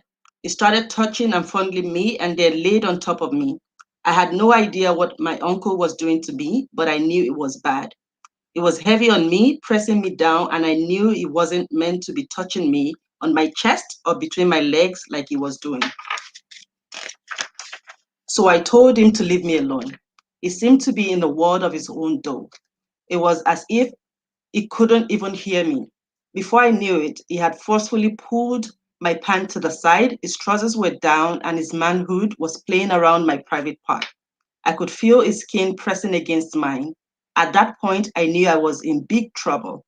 As he tried desperately to force himself into me, I let out I let out yet another scream and tried to push him up without much success.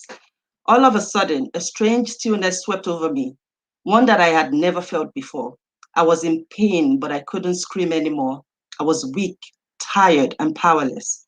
I just let my body be. I just let my body be as it forcefully inserted his manhood in and out of my private part. I was experiencing two different types of tears, one from my eyes as water flowed freely, and another from between my legs as the force from Uncle Femi's penis violently tore me down there. I was in pain, but I had also become weak from his weight on top of me and all the struggling I had done. I was too tired to react anymore to his movements. I was numb to all he was doing to me, and I just wanted it to end as quickly as possible. Yet he kept saying, "Trust me, Bido, I'll never hurt you." As he moaned and moved on top of me, I wondered, how he could say that considering what he was doing to me. Even though I didn't fully understand what exactly he was doing to me at the time, I just knew it couldn't be right. I was only 10 years old, and Uncle Femi was the only man I trusted. After he was done with me, he got up, put his trousers back on, then he looked into my eyes and said, Ibido, you're the only girl I love.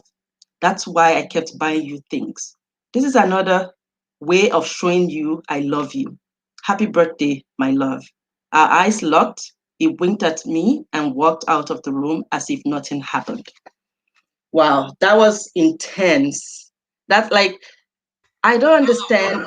Almost So, cried, honestly. Like as you read that, I was just like, yo, yeah, so that's that's why I said at the beginning that it was so vivid the way you described it. You could almost feel like you were in the room. You could almost feel Ibiru's pain, a 10-year-old that was just defiled and raped by her own uncle that she trusted.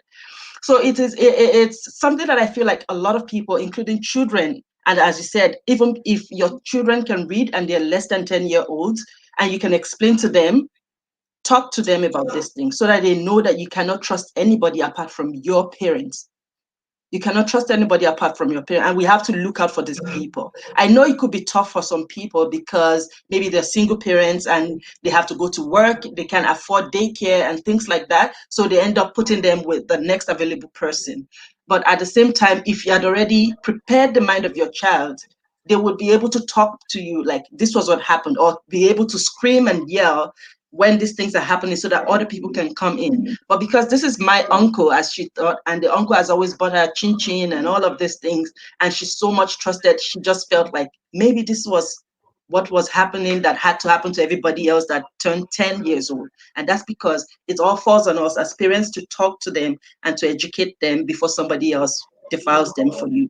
So that's I thought that was powerful. So I had to like fold it up and that I was going to talk that's about. why, yeah, and that's why I also added, in that chapter, the fact that Uncle Femi was the only man that she ever trusted, because Exactly. these people, they know how to, they form friendships with the child to the point where the child trusts them. So when they do these things, it doesn't seem like it's anything bad. It's almost like, that's the norm. That was her 10th birthday. And, it was just a case of, this is what happens to every girl on her 10th birthday.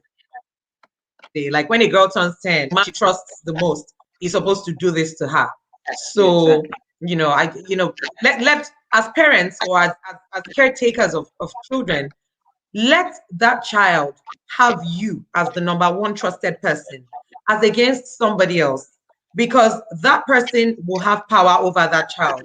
And if that person does something to that child won't even be able to tell you. The child won't even see you as a trusted person to talk to. So as parents, Exactly. please be friends with your kids.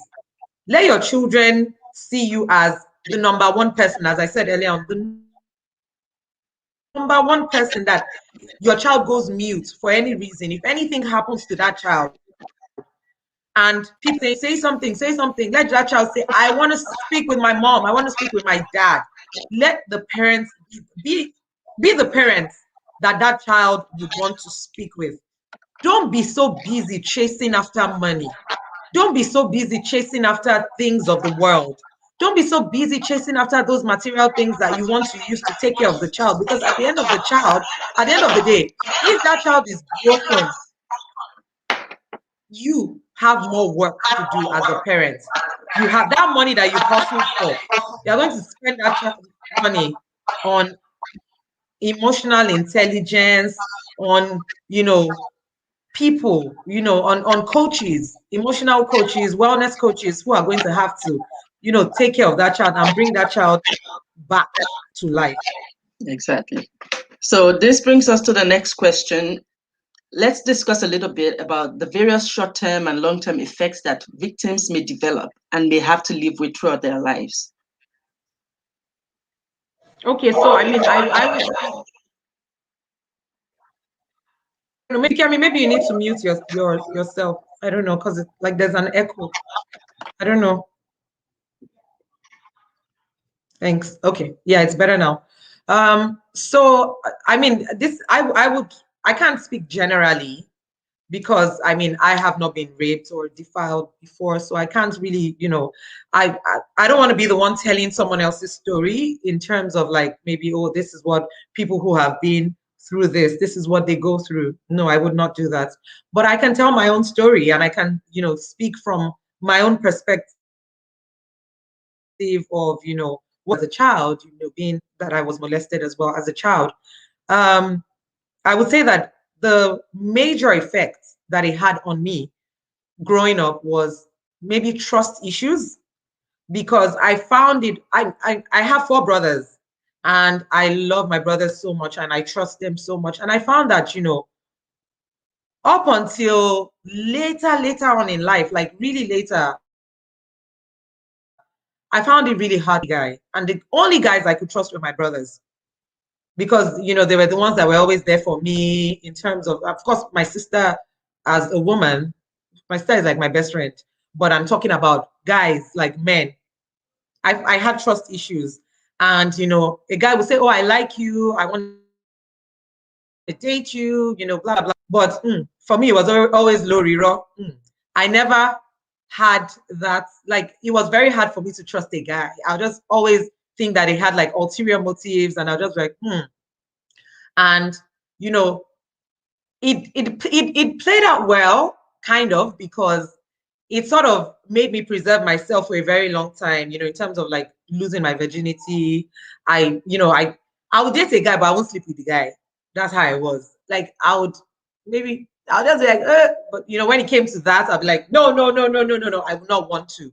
And it went on for a really long time. I found it really, really hard to trust guys because I just always saw them as users.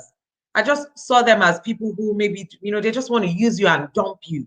And I think that, what I went through as a child contributed largely to it because it would be me thinking, this is a guy.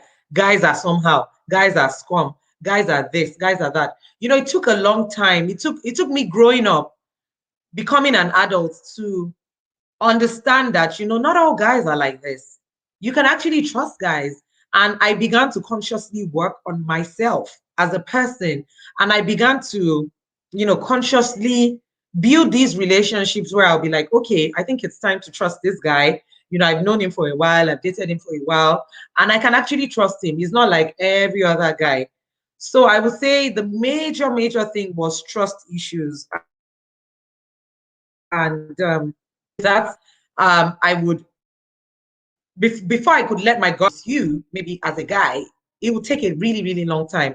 And it would take a lot of, me spending time with you, understanding how you think, how you process information, your ideologies. I would ask the silliest questions just because I want to really, really get to know a guy, and, just get to know if I can really, really flow with him, and to see if he was a real one, or like, all those crazy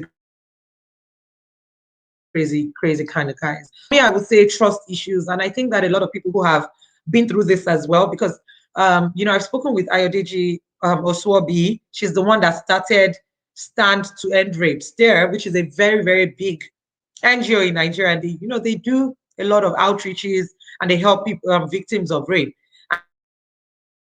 And she was raped as well. And, I met her after I wrote my book. And, my book, she was one of the people who I sent my book to also review. And it was in the process of looking for people to review my book that I found her. And she shared her story with me as well. And she also reviewed my book. Her review is in the book. On the list of reviews in front, she's there. And she told me as well, she told me a lot of things that she went through as well. And I find that most people who have been through child sexual abuse, rape, or any form of it's trust issues. That's like the long-term thing that they have to deal with. And a lot of them have to go through counseling, coaching, and all kinds of things just to get their emotional health on the right track. Thank you so much. Trust. I'll just, yeah. So if And of there's course, anyone else, the shaming, yeah. sorry, the shaming culture is also there as well. Because for me, I found it very hard to, to even talk about it. Because even though I didn't do that to myself, it was very shameful to speak about. And I remember the first time I spoke about it was, I think it was when I had like this this the first edition, when I had my book reading at Terra Culture, and my mom was there. And that was my first time of openly talking about it. And my mom was so shocked. She was like, what? Who? When? You went through this? Because, like, even though I was already an adult, I was married, I had kids already, I still didn't even know how to sit down with my mom and say, oh, mom, this happened to me. And even my sister, I think it was after my book, like after I did the book reading for this, that I sort of like gave my sister like the details, the nitty gritty of what happened. And that's why I find it easy to sympathize and empathize with people who have gone through this, be it rape, be it child sexual abuse, be it even female genital mutilation, and all these issues that affect the girl child. I find it, it's you appeal to my softer side when you talk to me about these things. And we would have like long conversations about this when I find that you've been through this, because it's almost like these people will talk to me openly, and they will not talk to even the people who are the closest to them, because they feel like they may not understand. They feel like these people might shame them. They feel like these people might look at them and be like, oh, wow. And, when I see comments online, when I see, people who have been, when Busola Dakolo came out and said her story, and people were shaming her and saying, oh, after all these years, why is she just coming out? Time is never a factor with abuse or with rape or with all these things, because whenever the victim is ready to speak out, that's her morning. That's the day she decides this thing happened and I want to talk about it. Nobody has a right to give anybody a time frame as to when to come out to speak about these things, because your emotional health is affected. And when your emotional health is affected, the first thing that you're going to come and do is not, hey, mommy, hey, daddy, this happened to me. No, it's going to take a while for you to process this thing. It's going to take a long time for you to even, like, you're sitting, you're thinking about these things that happened. You're in your quiet space, and the emotions will come back, the thoughts will come back. And you don't even know if you want to, you don't even know if that's the right time you want to talk to anybody about it. It's also similar to, like, as an entertainer, you put up a body of work. The time, your team might be like, wow, this is awesome. Even with music, like, I've had conversations with the most successful musicians in Nigeria, and I'm talking the most successful ones that a lot of us bop our heads to their music. And they would tell me, do you know that this song that you like is a song that I almost didn't even put out? And I'm like, yo, why? And they're like, because they just didn't feel it was the right time to put up. Some of them have had songs for 5 years and they didn't put it up. And then they put it up one day and the whole world is like, wow, this is the next best thing after sliced bread. So, I'm just trying to relate it with art as well, because you put up something and you feel like, okay, this is the time. I want the world to see it. The truth is, even when Miriam was telling me, oh, Arike, put up your book, oh, do this, relaunch, I had my doubts, because I was like, this is my Canadian community that I'm just trying to build my brand in this space. Do I even want them to know I wrote a book? I'm not sure. Now, let me even tell you, if you were at the book reading, you remember Uche, the founder of Bella Niger. She was there. She spoke as well. And Uche is somebody that is very, very close to me. She's a sweetheart. She's somebody I've known for a really long time. And this book right here, The Cost of Our Lives, is supposed to be on Bella Niger right now. Like, I'm supposed to be sharing a chapter each week, or like just sharing whatever it is that I choose, because I still have my segments there, Arike Writes, where I used to write on Bella Niger. And I'm supposed to have shared this book with them since last year. But guess what? I don't feel like it's time. That's the reason why I haven't shared it. Like, I'll still message Uche and be like, I'm still going to share my book, but I'll share it when I'm ready. And she's like, take your time. Whenever you are ready, we're ready for you. And, you know, when I decide, maybe it's just one day, I'll just wake up and be like, okay, from next week, I want to start sharing. And then I'll send it to them how I want it to be shared. I want Uncle Femi to be the first chapter that I'm going to share on Bella Niger when I reopen my segment. And I already have the process flow of how I want it shared, but I'm just not ready. And that's me. That's how I am. And with abuse, that's how people are as well.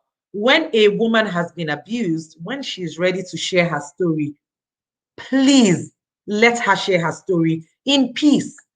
People should not come out and say, this thing happened to her 20 years ago. Why is she just coming to talk? No. Whenever you are ready to share something, it's your own morning. That's when you just woke up and it just dawned on you and you're like, okay, I'm ready to do this thing.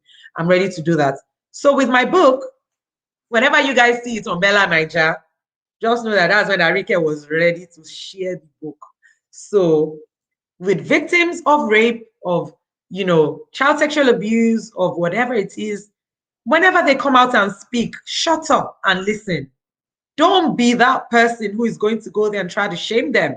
Don't be that idiot that is going to go and, you know, bombard the comment section and say, this thing happened 20 years ago. She's lying. No, hey, women are scum. They are liars. Why is she just coming out to speak? The R. Kelly case as well is something that is a story that should also make people understand that, you know, and there's so many cases, documented cases in America, where victims come out or one person comes out and says, this powerful person raped me 20 years ago. And the culture there is different. People will listen. Talk shows will host that person. They'll put that person on. The person will most likely even write a best-selling book on her experience. And as a result of that one person coming out, other people will come out and start speaking up as well. And people will be like, wow, oh, wow, this powerful person did this. Oh, my God, I think Bill Cosby also had an episode or somebody. Yeah, you know, different people. And people will say, oh, women are scum. They want to bring down this successful person. Oh, you know, but the truth is, when these things happen, the woman might not be ready to talk about it. And whenever she's ready to talk about it, let her speak in peace. Shut up and listen. All right. Sorry, I keep muting my mic because I don't know why there's an feedback. Echo, yeah. So my next question, I know we just talked about it, but I just wanted us to go a little bit more.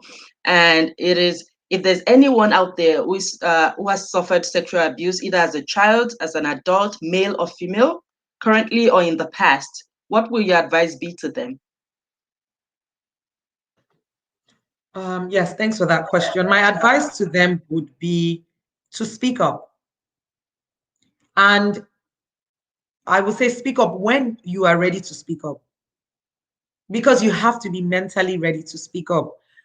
When I had a live show, I think 2 weeks ago with the lawyer, where we were talking about rape, you know, because I can see Chris A's comment, and Chris says spot on. I think guys can be victims too and should be encouraged to speak up. And, you know, I was about to speak about, you know, guys as well being abused. The truth is that boys are sexually abused too. Men are also raped. Men get raped. I spoke about the Niger Factor, where, you know, you're in Nigeria and you're surrounded with a lot of people. There's so many people taking care of you. It's easier for you to be sexually abused in a country like Nigeria because more people have access to you as a child than in Canada, where we are, in this part of the world, where if I don't open my doors for you, you can't come into my house. Nigeria, your next door neighbor can come and say, hey, I want to collect salt. Do you have salt? Do you have Maggi? Do you have sugar? They will enter your house and they have access to your child. Boys, a lot of boys who grew up, a lot of men now, men I would say, who grew up in Nigeria, their first sexual experiences, encounters were with the housemaid, the nanny. That's the first person. I mean, I've dated guys who would tell me openly and say, oh, the first person that I had sex with was my house help. I started having sex when I was 9 with the house help. Dude, you were sexually abused as a child. You were molested as a child. People, you know, and I think that we have a lot of broken men, broken Nigerian men roaming the streets, and they keep breaking other people because they are broken, and they don't even realize that they are broken. They just think, oh, I'm a guy. And I remember having this conversation with an ex-boyfriend where he told me that he was, you know, first person. He wasn't even speaking from a place of, oh, I was molested. He was speaking from a place of, yo, I'm a G, I'm the baddest. And he said, I started having, sex when I was like 9. And, it was the house help. My mom would leave us with the house help. And, she was the one that taught me all the things I know. And I was like, wow, she abused you. And I was like, no, I'm a G. Most of my friends, most of them, the first people that they slept with were their housemates. And that's the truth. A lot of guys in Nigeria, they were sexually abused. They were molested. But then they won't speak up about it, because the first thing about abuse is you have to first acknowledge it first. And with my book, and I think that was why I went very, very deep with my book, with the first one and even the second one, because I went back to a place of quietness and acceptance and acknowledgement. And I accepted, and I was like, look, I have to first accept that these things, because I would think about it and then I would just shove it aside. And with the whole Niger factor, in Nigeria, we're so strong, we're so resilient. We have that we move thing where men, we move. Things happen to you. You don't even process it. You just move. You just keep moving and you're just like, man, we move. So I went back to a place when I knew, because I knew I wanted, when I was writing on Bella Niger, I knew I wanted to write a book. And my fan base on Bella Niger, massive. I went back to look at my first article. My first article I wrote on Bella, I think it was in 2012. I went back to look at it some days ago. I had 100 and something comments on that article. And this was before social media was a big deal. Like, a lot of people were not even, there was no Instagram, there was no Twitter then. I had 100 and something comments. People were commenting. I had just watched this movie, Think Like a Man, Act Like a Man, Act Like a Man, Think, whatever. That movie, Sha. And I wrote something. And people commented. But yes, I digress. Let me go back to the point. People are molested on a daily basis. Boys, girls, men, women. You need to accept it first, especially with the men. You need to accept and acknowledge that this thing that happened to me, hey, this is not me being a Jew. I was actually molested. And then with that, you can begin to look for answers, look for how to help yourself. Because these people, they've gone through this, and then they keep breaking other people. It keeps affecting, it keeps playing out in your relationship, because you're just going, you're just moving. And then even your sex life, your first encounter to sex, it plays a lot. It plays a huge role on your subsequent encounters. Now, if you had the wrong sexual encounter in the first place, you need to go back to the drawing table and you need to address certain things. Some people, their first sexual encounter was violent sex. So if they don't have violent sex, they've not had sex. Some people, they were divergent the natural way, and it happened naturally. And I thank God that was my first sexual experience. I didn't have it with our houseboy, where I was raped by the houseboy, or some guy. But people who this was their first sexual experience, both male and female, you need to go back to the drawing table.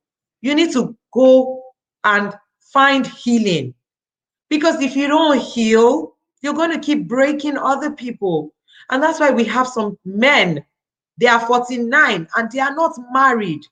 And they are compulsive, obsessive bachelors. And they are just there breaking people's hearts, breaking. And they are so handsome. They're so fine. But they keep breaking people's hearts. They keep breaking women. But then they don't even understand that there's a root cause of these things.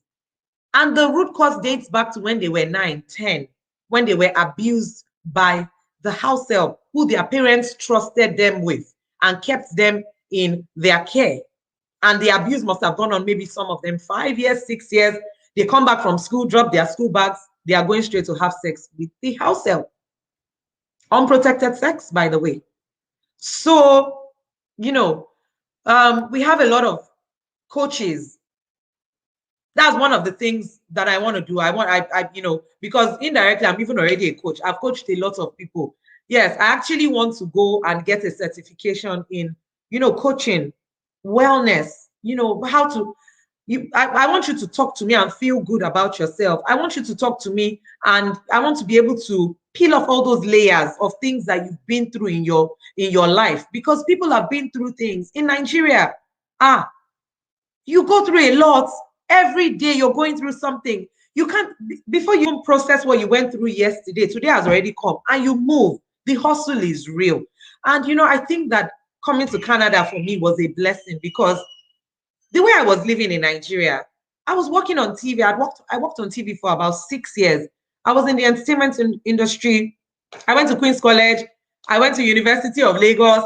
Before I went to University of Lagos, I was in Obafemi Awolowo University Ife for 1 year.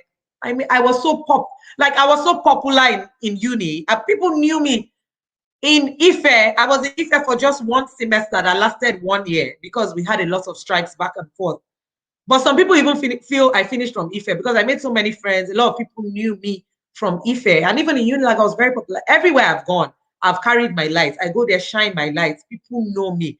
Like, I cannot walk into a room and you will not know that Arike walked into that room. I take my light everywhere. I take my whole human everywhere I'm going. And you will know that I am there. And, you know, I've made so many friends, so many people. And a lot of people have confided in me. People find it easy to talk to me. And, you know, I feel that a lot of people who have been through these things, you need to go back to the drawing table and uncover those layers, like take it down, strip yourself back to all of those things and then deal with it.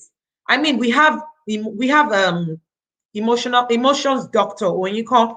You can reach out to her. You can reach out to Fumi Ayowale as well, your soul coach. There are so many people that these people can reach out to for help. If you reach out to me, I will be a good confidant. I will listen to you. I will help you in the best way that I can help you based on the experiences that I have gone through. But professionally, reach out to somebody for help. They will help you. They will help you. They will guide you. I can see my husband. My husband is in the comment section. Hey, I see you, boo. Thank you. And I want to also use this opportunity to give a shout out to my husband and my 3 boys. I want to thank them for their support, because it takes a village. It takes a village. Like, this work that we do, Fikemi, you know, this work that we do, if we don't have the right support, if we don't have the right family structure and support, we can't do it. We cannot. It's not possible.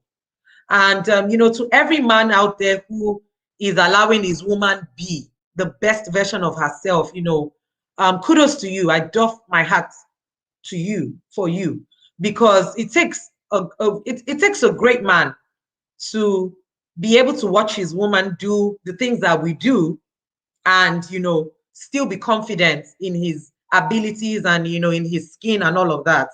I remember when I started working on TV, people would call my husband, your wife, hey, allow me your wife to be on TV.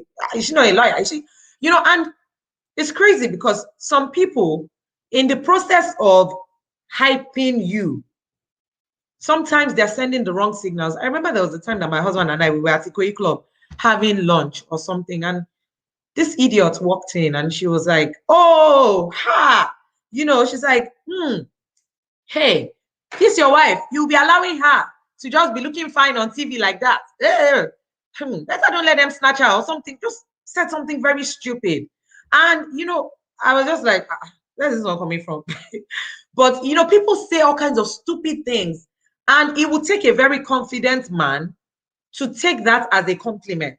Now, if my husband was a very possessive kind of guy, he would say, you know, he could say things like, I don't want you doing this. And the show that I was hosting on Spice TV on the couch, hey, we used to talk about all kinds of things, sex, we talk about everything. And I'll always have 3 guests on my show. And we would dissect the conversation. We'll go deep. And my guests were celebrities, OAPs, you know, people in the industry, that people that used to come on my show, and we'll talk about these things, crazy things. My show would air at 10 p.m. in the night. recorded show, sometimes, people will see my husband and I out and they'll be like, wow, wow, you're a man, oh, like, you'll be allowing your wife to be, working late, because people will watch my show at 10. Even my mom, it took a long time before my mom could mentally understand that they were recorded shows. My shows were recorded shows, but they will air at night. So you would think that I'm there when people are on their own couches. They'll be watching me on the couch at from 10 to 10:30 in the night.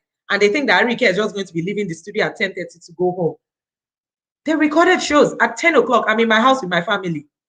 Some of those shows, I even had to carry my baby because I just had had my third child. I was nursing, so I would take breaks to go and nurse and then come back on the show and continue recording.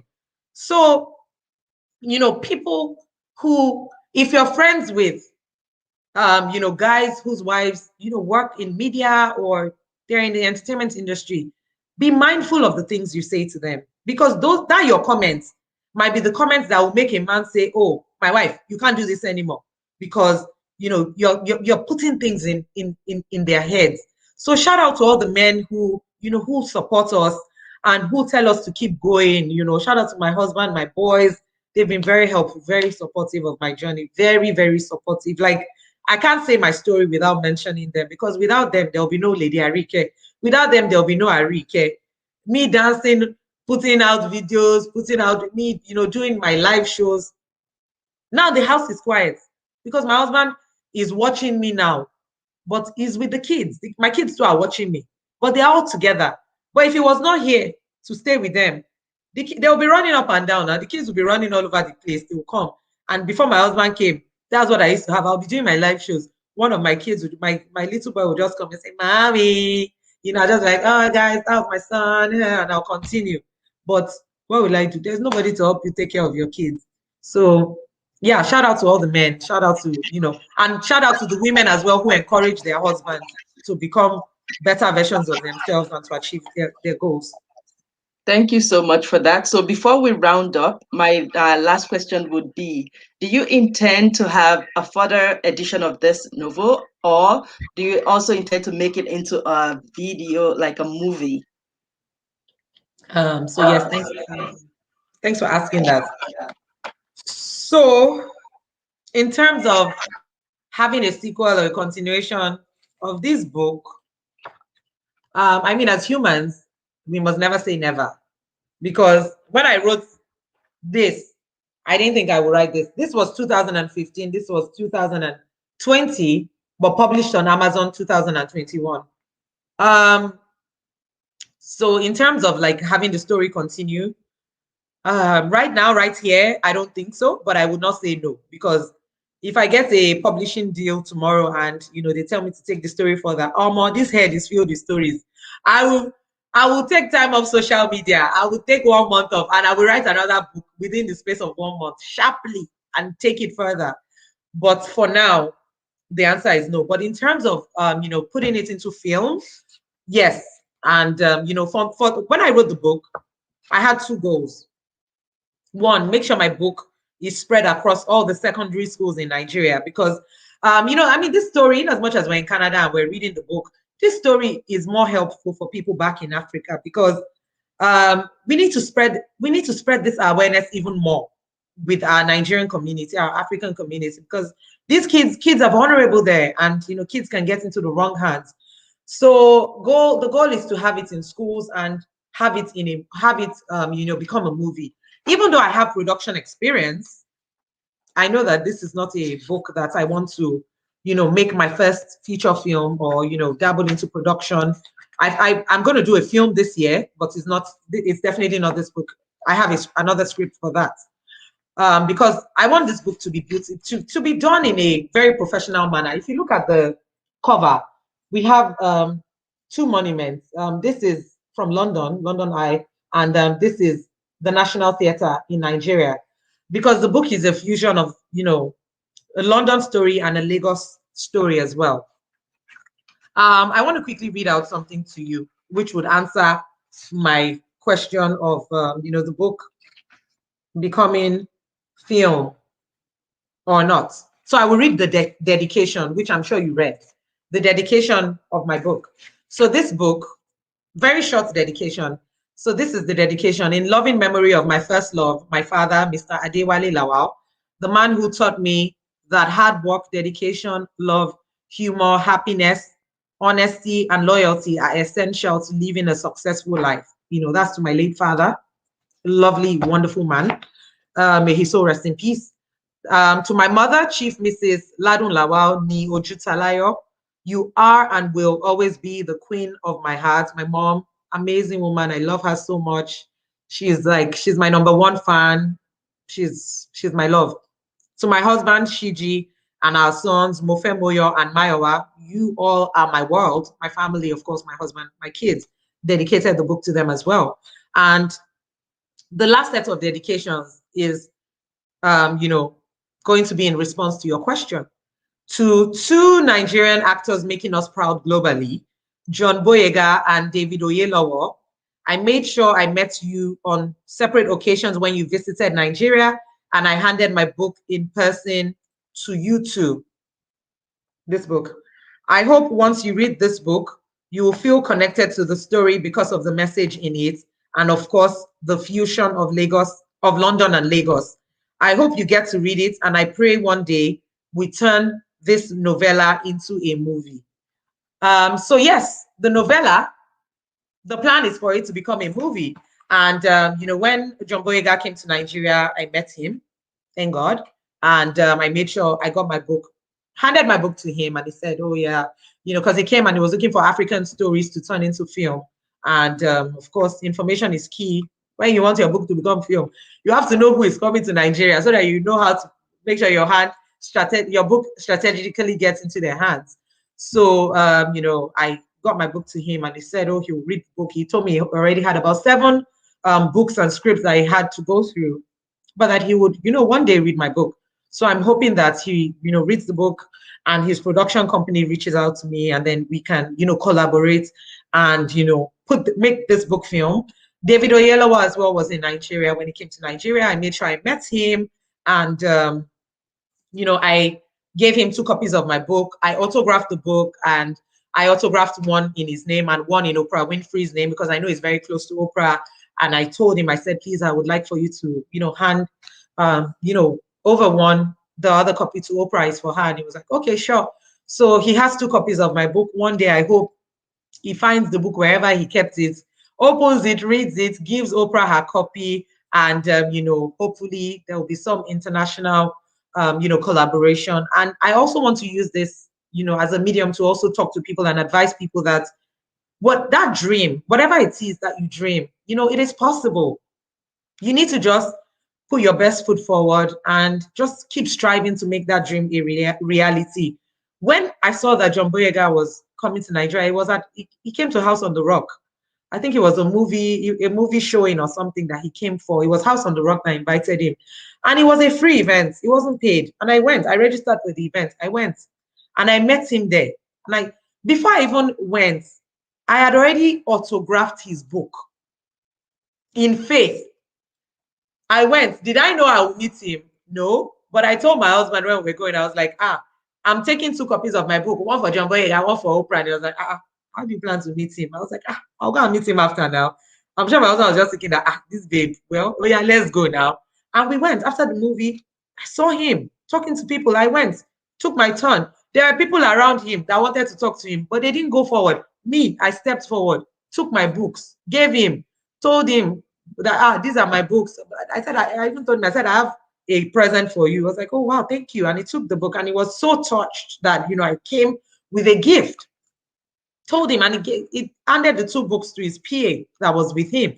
And he said, oh, he's going to try and read it on his flight, going back, because he's going to have a long flight. I had the conversation with him. I was confident enough, bold enough to go forward. Now, some people, they want something, but they are not bold enough to go forward. They'll just still be in the back seats, in the shadows. They're just like, this thing, I want it. Whatever it is that you want, you need to put your best foot forward and go for it. You need to go for it. Nobody is going to go for it on your behalf. If you tell me, oh, Arike, oh, please, John Boyega, I want him to do this thing. When me I meet Jumbo Ega, I will present my own issues first. And if he has 5 minutes, I'm going to give him my elevator pitch everything I want to pitch.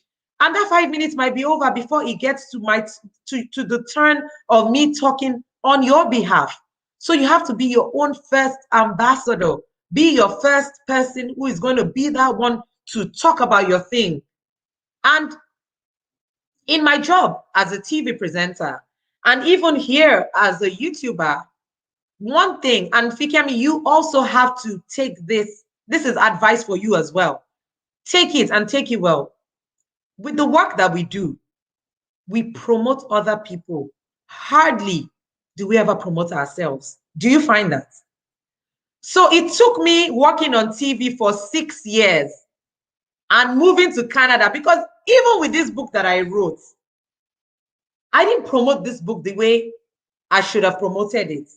And even though I didn't, it was still a bestseller. Like everywhere that I stocked it in Nigeria, sold out. People will call and say, I want Lady Arike's book. The lady at the Palms, in fact, when I took my book to Palms and I wanted them to sell, their shakara was much, because they don't take just any book. They didn't know me. I just walked in and I said, oh, I want to sell my book there. And they were like, who is this one? And I told them, and I was like, and they were like, oh, you know, it's very expensive for us to get a shop here. We don't stock just any book. How are we so sure your book is going to sell? And I said, please just try it out. And the lady had to call me a few days after, because me, I know how to make noise on social media. I just make noise on social media. And people were going there to ask, like people, because it's a big bookstore. The lady said, you're powerful, oh. People have been coming to ask for your book. I said, Shebi, I told you. And that's how the lady and I became friends. You know, she would say, people will come and say, we're looking for Lady Arike's book. I said, that's the book over there. And they will buy. But, you know, in as much as, you know, I still pushed myself. I marketed my book and all that, and people sold. But I feel like I didn't even market it enough. And that's why with this book, hey, if you are following me and you've not bought my book, you will feel as if you are missing out on something vital, because the way I'm just flashing that book in your face, left, right, center, books. You guys have not seen anything though. I have a series. I was telling Miriam the other day. See, my editor has done short series, clips. This book has an online series that you're going to see. You see Funke Akindele, you see Toke Makinwa, all those celebrities that were at my book reading. You'll see them.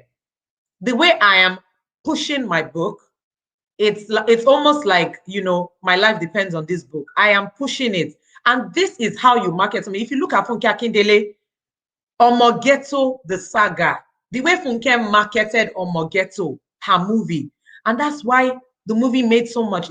I think it's become the highest grossing Nollywood movie at the cinema right now. You go on Funke's page. If you have not watched, like me, I've not watched it. I've only seen clips. And I'm just begging him, like, Funke, please, when is this movie going to be on Netflix? Because we want this movie. If you have not watched Omogeto and you're on Funke's page, you're going to be like, I need to go to the cinema. Even though I'm not in Nigeria, I sponsored people. I had to pay for, I think I paid for 15 people to go to the cinema to go and watch the movie, because I'm like, if I can't even share in on this phone, let me sponsor people to go and watch the movie. And that's how I want you to feel when you come on my page. If you haven't read my book, I want you to feel like you're missing out on something big, because the truth is you are actually missing out on something big, and you need to read this book. You look at people like Tiwa Savage. Tiwa drops a song or drops an album. She's going to market it shamelessly on her page, on her platform. And we need to learn from these people. We need to learn how to market ourselves, how to push ourselves, how to make people see that this thing that we're selling, our body of work, is the best compared to any other person's own. So for me, my book is the best book ever. And if you haven't bought this book, you need to go on Amazon and get your copy. It's going to be delivered to you within a few days, and you're not going to regret buying my book. And please, those people who have bought my book, tell other people to go get my book, because everybody needs to have a copy of The Cost of Our Lives on their shelves. Because when this book now becomes a movie, when John Boyega or David Oyelowo or Netflix, when it becomes a Netflix original, all of you now be saying, Lady Arike, I follow you. I've been following you since. Did you buy my book? It's those people that bought my book that will come for the movie premiere with me. So go and buy my book now. So yes, the plan is to turn it into film eventually. I'm just looking for a production company that has done something of this magnitude to work with. So yes, I will turn it into a film eventually. Thank you so much. Just so we're talking about elevator speech. Let me just give my elevator speech now. So my acting debut will be on your when you put your movies out, you better remember me, because you get me. You are already in. Like I have a web series that I'm working on, and after the lockdown, we're going to start shooting. And of course, you are there already. You are there like that, and you are there as that proud Black woman. Like, yeah, I mean, you know how celebrities, they'll say, oh, Eddie Murphy acted as himself, as in this person's self. You're coming there as yourself. Like you're bringing all your awesomeness. You're coming there. Yes, you're coming there as yourself. So as media people, as people who promote other people, we have to promote ourselves. Always. Always. And for me, it feels good being on this side of the table, being interviewed, because I'm the one that is always interviewing people. Always interviewing people. Always. Never was there a time when I thought to myself, when will my time come? When will my turn to be interviewed come? I don't even think like that. Even when I did my first book, Toke Makinwa was the one that reached out to me, because Toke is my friend, my very good friend. And Toke said, when are you coming on my radio show? You haven't come on my show. Bring your book and come and talk about my book. Let's even do a giveaway. Should we do a giveaway? Should we give out some on air? And I was like, yes, let's do it. And I went on her show to talk about the book. But guess what? If Toke didn't even reach out to me, I probably would never have even thought about going on Toke's show to talk about the book, because I wasn't thinking strategically. But now I think strategically. But then my own was, I've written a book. I used to write on Bella Niger. You guys know me. Okay, go and buy my book. That's not life. Life does not work that way. You have to push. You have to market your thing. Even Adenike used to be on Niger Info. Adenike Oyetunde. She's now senior special advisor to the governor of Lagos State on disability matters. Adenike, that's how we became friends. Adenike went to QC. I didn't know her in QC. But when I wrote my book, she reached out to me and she said, she was like, come on my show. Why haven't you come on my show? And I went on Adenike's show, spoke, and then I was even talking about, female genital.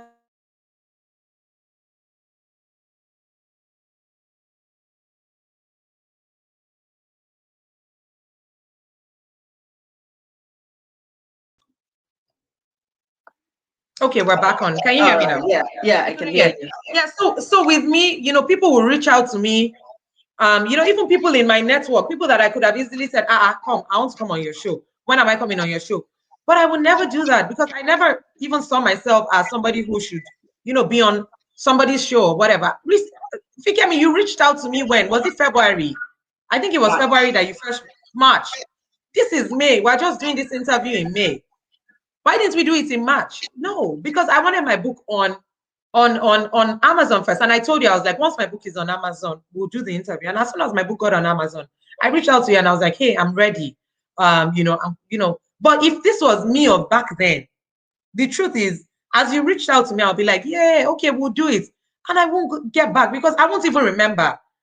Recently when I was looking at, because I was trying to, do my press rounds and all of that. And I was thinking, okay, so whose show am I going to go on? Who reached out to me first?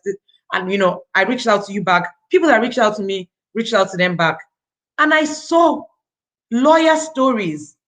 There's a page on Instagram, lawyer stories. They have thousands of followers. They reached out to me in, I think, 2016 or 17 when they first started. Then I lived in Nigeria. And they were like, oh, your profile is really awesome. We would love to interview you. Would love to feature you. And I said, oh, nice, thank you. I'll get back to you. I'll send you. And they told me what to send. Sent me email address. Do you know, I hadn't sent it. And I reached out to them and I was like, I'm ready for my future now.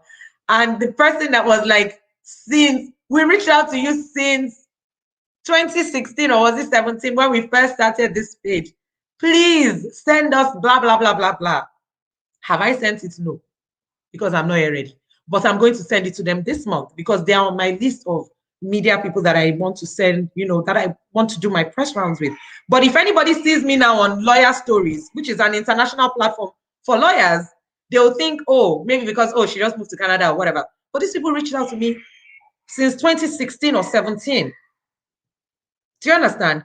So the thing is, as media people, we need to tell our stories. We need to also put ourselves out there. And we need to also respond to people who have reached out to us for interviews. And for those people who have not reached out to us, we need to also be strategic. Do you know how many people reach out to me that they're like, Lady Eric, I want you to interview me. Why can't we be the ones too that have that with that hustling spirit where we're reaching out to people and saying, hey, I want to be on your platform. I want to be on your show. We need to also do that and put ourselves out there. So please, that proud Black woman, I want to see you two on the other side as well. Get interviewed. I would love to interview you as well. So yes. No problem. Do that. All right. That was my last question. I really, really appreciate you coming on the show. And I know, I'm sorry, guys. Usually it's 1 hour, but this is a book like tour. There's no way we can finish. And it's an awesome book. There's so many things to talk about. So we had to go in depth to get all the points out there. So as I said before, the title of the book is The Cost of Our Lives, and the link is in my description. Please go show your support, okay? This is a fantastic book that should be in everybody's hands. From if your child can read, they need to have this book. You need to have these conversations with them. This is going to be, it's recorded, so you can go back and watch and see what did you miss and all of that. If you're just joining us, give us a thumbs up and leave, rep your city, rep your town, wherever you're coming from, your country, rep it in the comment section. So I'm just going to do like some acknowledgement of people. I've been seeing you guys sending in your messages. It's really awesome. I really appreciate your support. So I'm going to scroll all the way. Oh my God, there's so many messages. Wow. Scroll all the way to the top, and I would just acknowledge people. I'm sorry if I'm not mentioning your name. It's because I don't have a way to know who is attending if you don't leave a message in the chat box. So I'm going to say a big thank you to TA. I want to believe this is your sister. And Rume Rhymes, I think, or I'm not sure if I'm pronouncing it right. Chris A, Canada Vendors, thank you for attending. Moyo, thank you for attending. Mega C Royale, thank you so much for being here. Ramses Luima or something. I'm sorry if I'm butchering your name. Thank you for attending. Nifemi Fagbong, I see you, sis. Aisha Oritola, thank you for attending. Olu, thank you so much for attending as well. Yewande Ojobe, or Ojobe is okay. Thank you so much for attending. And let's see. Let me just keep scrolling. I think there's so many. Shiji Akinbobola, I want to believe that's your husband. Thank you, sir, for releasing your wife for 2.5 hours. Tech with Bumi ZMS, thank you so much for attending. I see you all the time. Your support means a lot. Global Ariana, thank you so much. I appreciate you. You always show up for me every time. I really, really do appreciate you. And I think that's if I'm missing anybody, please leave a comment in the comment section. I really appreciate everybody for staying tuned and for learning. I'm sure that you gained one thing or the other. But please, please, please, as we leave here, go to that link in the comment in the description, click on it and buy. Let's keep pushing this book. We want this to be like on every shelves in every school, not just in Nigeria now. And I don't want us to limit this book to Nigeria. People that I've been talking to at my workplace, they're not Nigerians, but I know they have children. And I know that their children are just going into, either just going into puberty or just becoming teenagers. they need to learn this. I talked to them about this book. So please, it doesn't matter if the setting was in Nigeria, in the UK, it's something that is relatable all around the world. And we want everybody to be able to have this book and read it, not just because of the profit, but because of the impact it will have in the life of people. And people, I believe it will make them to have that bold step to come out and tell their stories. So yeah, that's how we're going to be living it. Any final words from our guest today? Yeah, thank you so much, Kemi, for this platform. And of course, you already acknowledged everyone. I will not be calling names because I don't want to miss out on anybody. But yeah, to all the names that Kemi called, thank you very much for joining. I see you all, and I really, really appreciate you guys for staying with us. You could have decided to be anywhere else, but you decided to stick with us this afternoon. So a huge thank you, for staying with us. And please make sure you buy my book. Spread the word. Tell people about the book. Tell the people in your community, work. If you have any, connections that can help me, get this book into schools in any part of the world, please reach out to me. I am at Lady Arike on Instagram. Also, please subscribe to my YouTube channel. My YouTube channel is, here. What else do I want to say? Just, put your best foot forward, be the best version of yourself. In life, people tell you can't. And the more people tell you can't, you should try to prove those people wrong and let them know that, yeah, you can. I have this auntie in Atlanta, Auntie Amina Bajabi Amila. And, she came up with this slogan, and she says, impossible means I am possible. When you put the apostrophe thing on the I, and you put the M and you separate, it's I am possible. So let your impossible change from impossible to I am possible, because as human beings, whatever it is that you set your heart to achieve, you will actually achieve that thing. You just need to start to visualize it and then work towards it. So don't play small.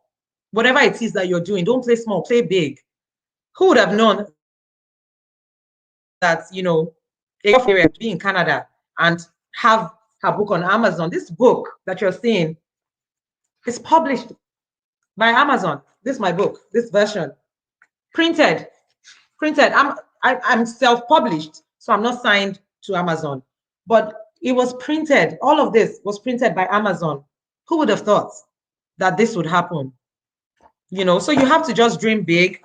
You have to go for those dreams, and surround yourself with like-minded people. Surround yourselves with people who, people who will elevate, people who would, be your cheerleaders. And don't be a taker.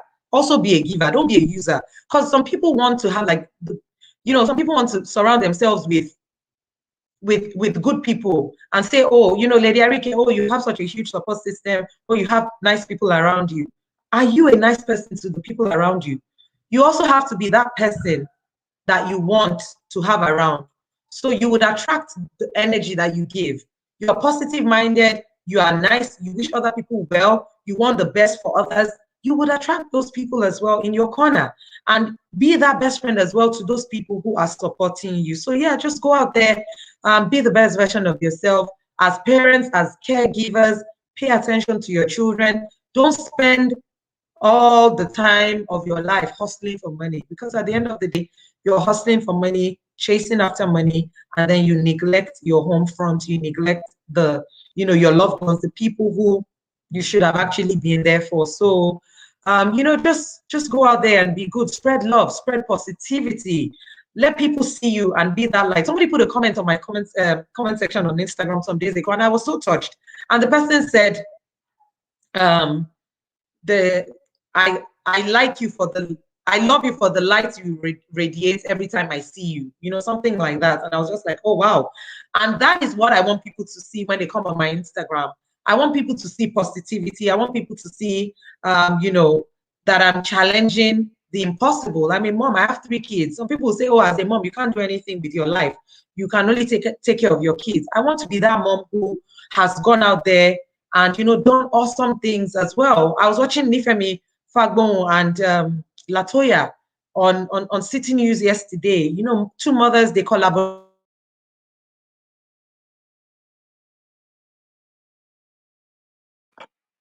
I think the internet went off as well. We'll be rounding up pretty soon once our guests finish giving up thanks to Up everyone. line and all of that. Yeah. And they were talking about this on City News yesterday.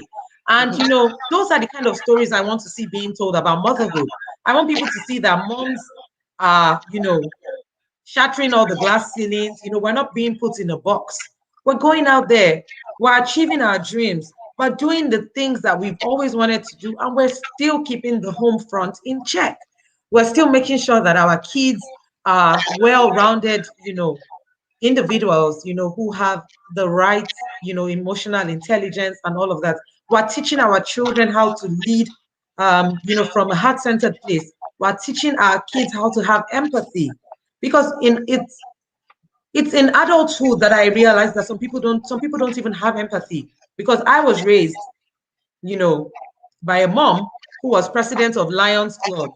And, I've always done charity work right from when I was a child. So doing humanitarian work and all of that, it comes naturally to me. And that's why I was able to donate 1,000 face masks to Ajegunle community, help of course, my friends and family and loved ones who supported the cause. And why did that happen? Because people in Ajegunle, they reached out to me and they said, they will wash their face masks and hang them on the line outside, and somebody will steal it. During COVID, how can you steal someone else's worn, used face mask? And I took up that challenge and I said, look, I'm going to donate 1,000 face masks to your community. I didn't have any idea as to how I was going to go about it. But then I knew I wanted to do it. And I had said it, I had committed myself. And I told the guy, the vocal slender, shout out to him, he's doing amazing work in the Jigunle community. And I told him, I said, I don't want to spend money buying this face mask from outside. I want it to be an empower, and support project where these masks will be made by people in Ajegunle. You guys will go out and source for these fabrics, and we'll get tailors in the community to make these masks so that people can also even, make money from this. And we did that. So the 1,000 masks were actually made by people in tailors in Ajegunle, and we donated it effortlessly. And, shout out to my friends and family that supported this project as well. But what I'm trying to say is empathy is a part of me. I don't want to see people suffer. I see things happen and I want to help. I want to be a solution to problems. But it was in adulthood that I found that a lot of people don't think this way. A lot of people don't care. Like, people hear, oh, Chibok girls were kidnapped. People are like, we move. Oh, people were kidnapped from their universities. People don't take these things in to actually think, oh, wow, how can I be a blessing? How can I help? How can I support? That is who I am. And I think that that's why God keeps blessing me, because I am a blessing. And, I keep telling God, I want to be a blessing. I want to continue to give. I want to continue to be that gift that keeps on giving. I want to continue to bless other people. And, it's so funny because even my kids, they are reaping from the fruits of my own labor. And I have reaped from the fruits of the labor of my own parents, who were also, my father too was also a giver. My mom is a giver. She's a humanitarian. Because I've gone to places where people will be like, back in Nigeria, where people will be like, oh, your surname is Lawal. This was before I got married. And, oh, are you Mr. Adewale Lawal's child? And I'll be like, yes. Or people will say, oh, your mom is Ojutala. Is she related to this? Oh, is she from this family? And I'm like, yes. And I have benefited from their work. The day I met Alhaji Aliko Dangote, all I did was tell him who I was. I just went and knelt down beside him and said, my name is this. And he said, is your father this person, this person? And I said, yes, because my dad knew him very, very well. And my dad had helped him, in some ways, when my dad used to work in the Ministry of Finance. And immediately is my number. Please tell your dad to call me. And I got home, told my dad, and I said, oh, I met, and I knew because my dad had spoken about him before. And I told my dad, and I was like, oh, I met Alhaji Aliko Dangote. And he said, oh, where did you see him? And I told my dad. And we called him. I sent him a text message. We called him. He spoke with my dad. He was very happy to hear from my dad. We went to see, my parents went to see him in his office.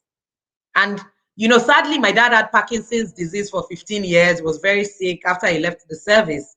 And, you know, even when Alhaji Aliko saw him, he was so shocked. He was like, wow, Mr. Lawal, oh my God. You know, he was sad, you know, seeing that my dad was in that state. And up until even after my dad, in fact, till now, every Christmas, they send cartons of different things to my mom, spaghetti, pasta, like they send so much that they deliver it in trucks. And my mom has to also give out to people. So, you know, and you know, we're parents now. The things that we do, trust me, long after we're gone, our kids will reap from the benefits. Good or bad or. There are some names that even my parents, like maybe my sister and I were talking about this thing recently. Like, you know, you walk into a place and, or somebody walks in and people are like, okay, this person, was your mom this person, and the person is like, your mom was a witch, your mother was wicked.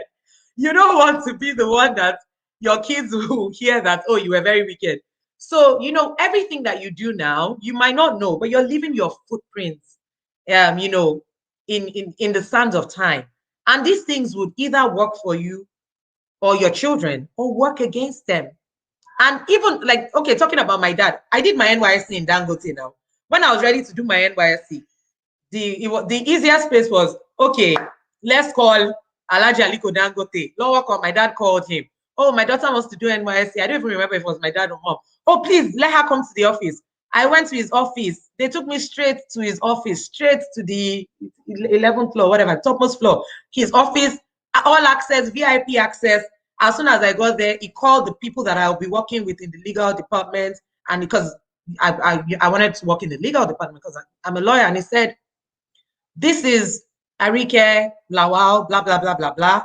Her father, very good friend of mine. Please treat her like family. That's what he said. All through my NYSC that I worked at Dangote, I learned so much. Everybody was willing to, they were willing to teach me stuff. People were very nice to me. And, you know, it goes a long way. And I'm not saying they were nice to me because I came through him or anything. And you know what, we're talking about, this is the richest man in Africa. Having that kind of access is a big deal. This is a man that a lot of people in Africa in their whole lifetime, they will never meet him. They will never meet him, never. You know, having that kind of access, why, how did we? Is my family so lucky? But we had that access because of the work my father had done. My father is no more. My father is late now. But when I was getting married, my father was alive. We invited Alhaji Aliko Dangote. He wrote a letter to my husband. He couldn't make it. He wrote a letter to my husband and I, wrote a letter to my parents, and he sent my parents a heavy check. He sent my husband and I to a heavy check, and he wrote a letter. In fact, recently, I still saw that letter. He wrote us a letter, signed it, congratulating us. So what am I trying to say? Leave good footprints in the sands of time, because you never know who's going to reap those fruits of the labor that you're working for. It could be your kids. It could be your nieces and nephews. It could be it could be your friends' children. But just everywhere you go with positive vibes. Spread your light. And this is one thing I always say every time I'm ending my live videos. I always say, be kind to everybody that comes across you, because you never know what anybody is going through. It might be your words that would trigger something in that person. So why spread hate when you can spread love? Spread love. Thank you so much. Thank you so much. I really appreciate that. So this brings us to the end of the live stream. Thank you again for everybody that attended. I really appreciate you. And please share this out to as many people as you can that you think needs to hear this. And also, you can also copy the link on Amazon or the link in my description and send it to people. It doesn't matter where they're watching from. It doesn't matter where they're living. It's published by Amazon, so they can print it in whatever country it is available in. So please send it out and let them purchase. Thank you so much. Peace out. See you again next week. Thank you so much, Fikemi. Thank you, everyone. Love you all. Oinloma, I see you. Oinloma is Aisha Ritala.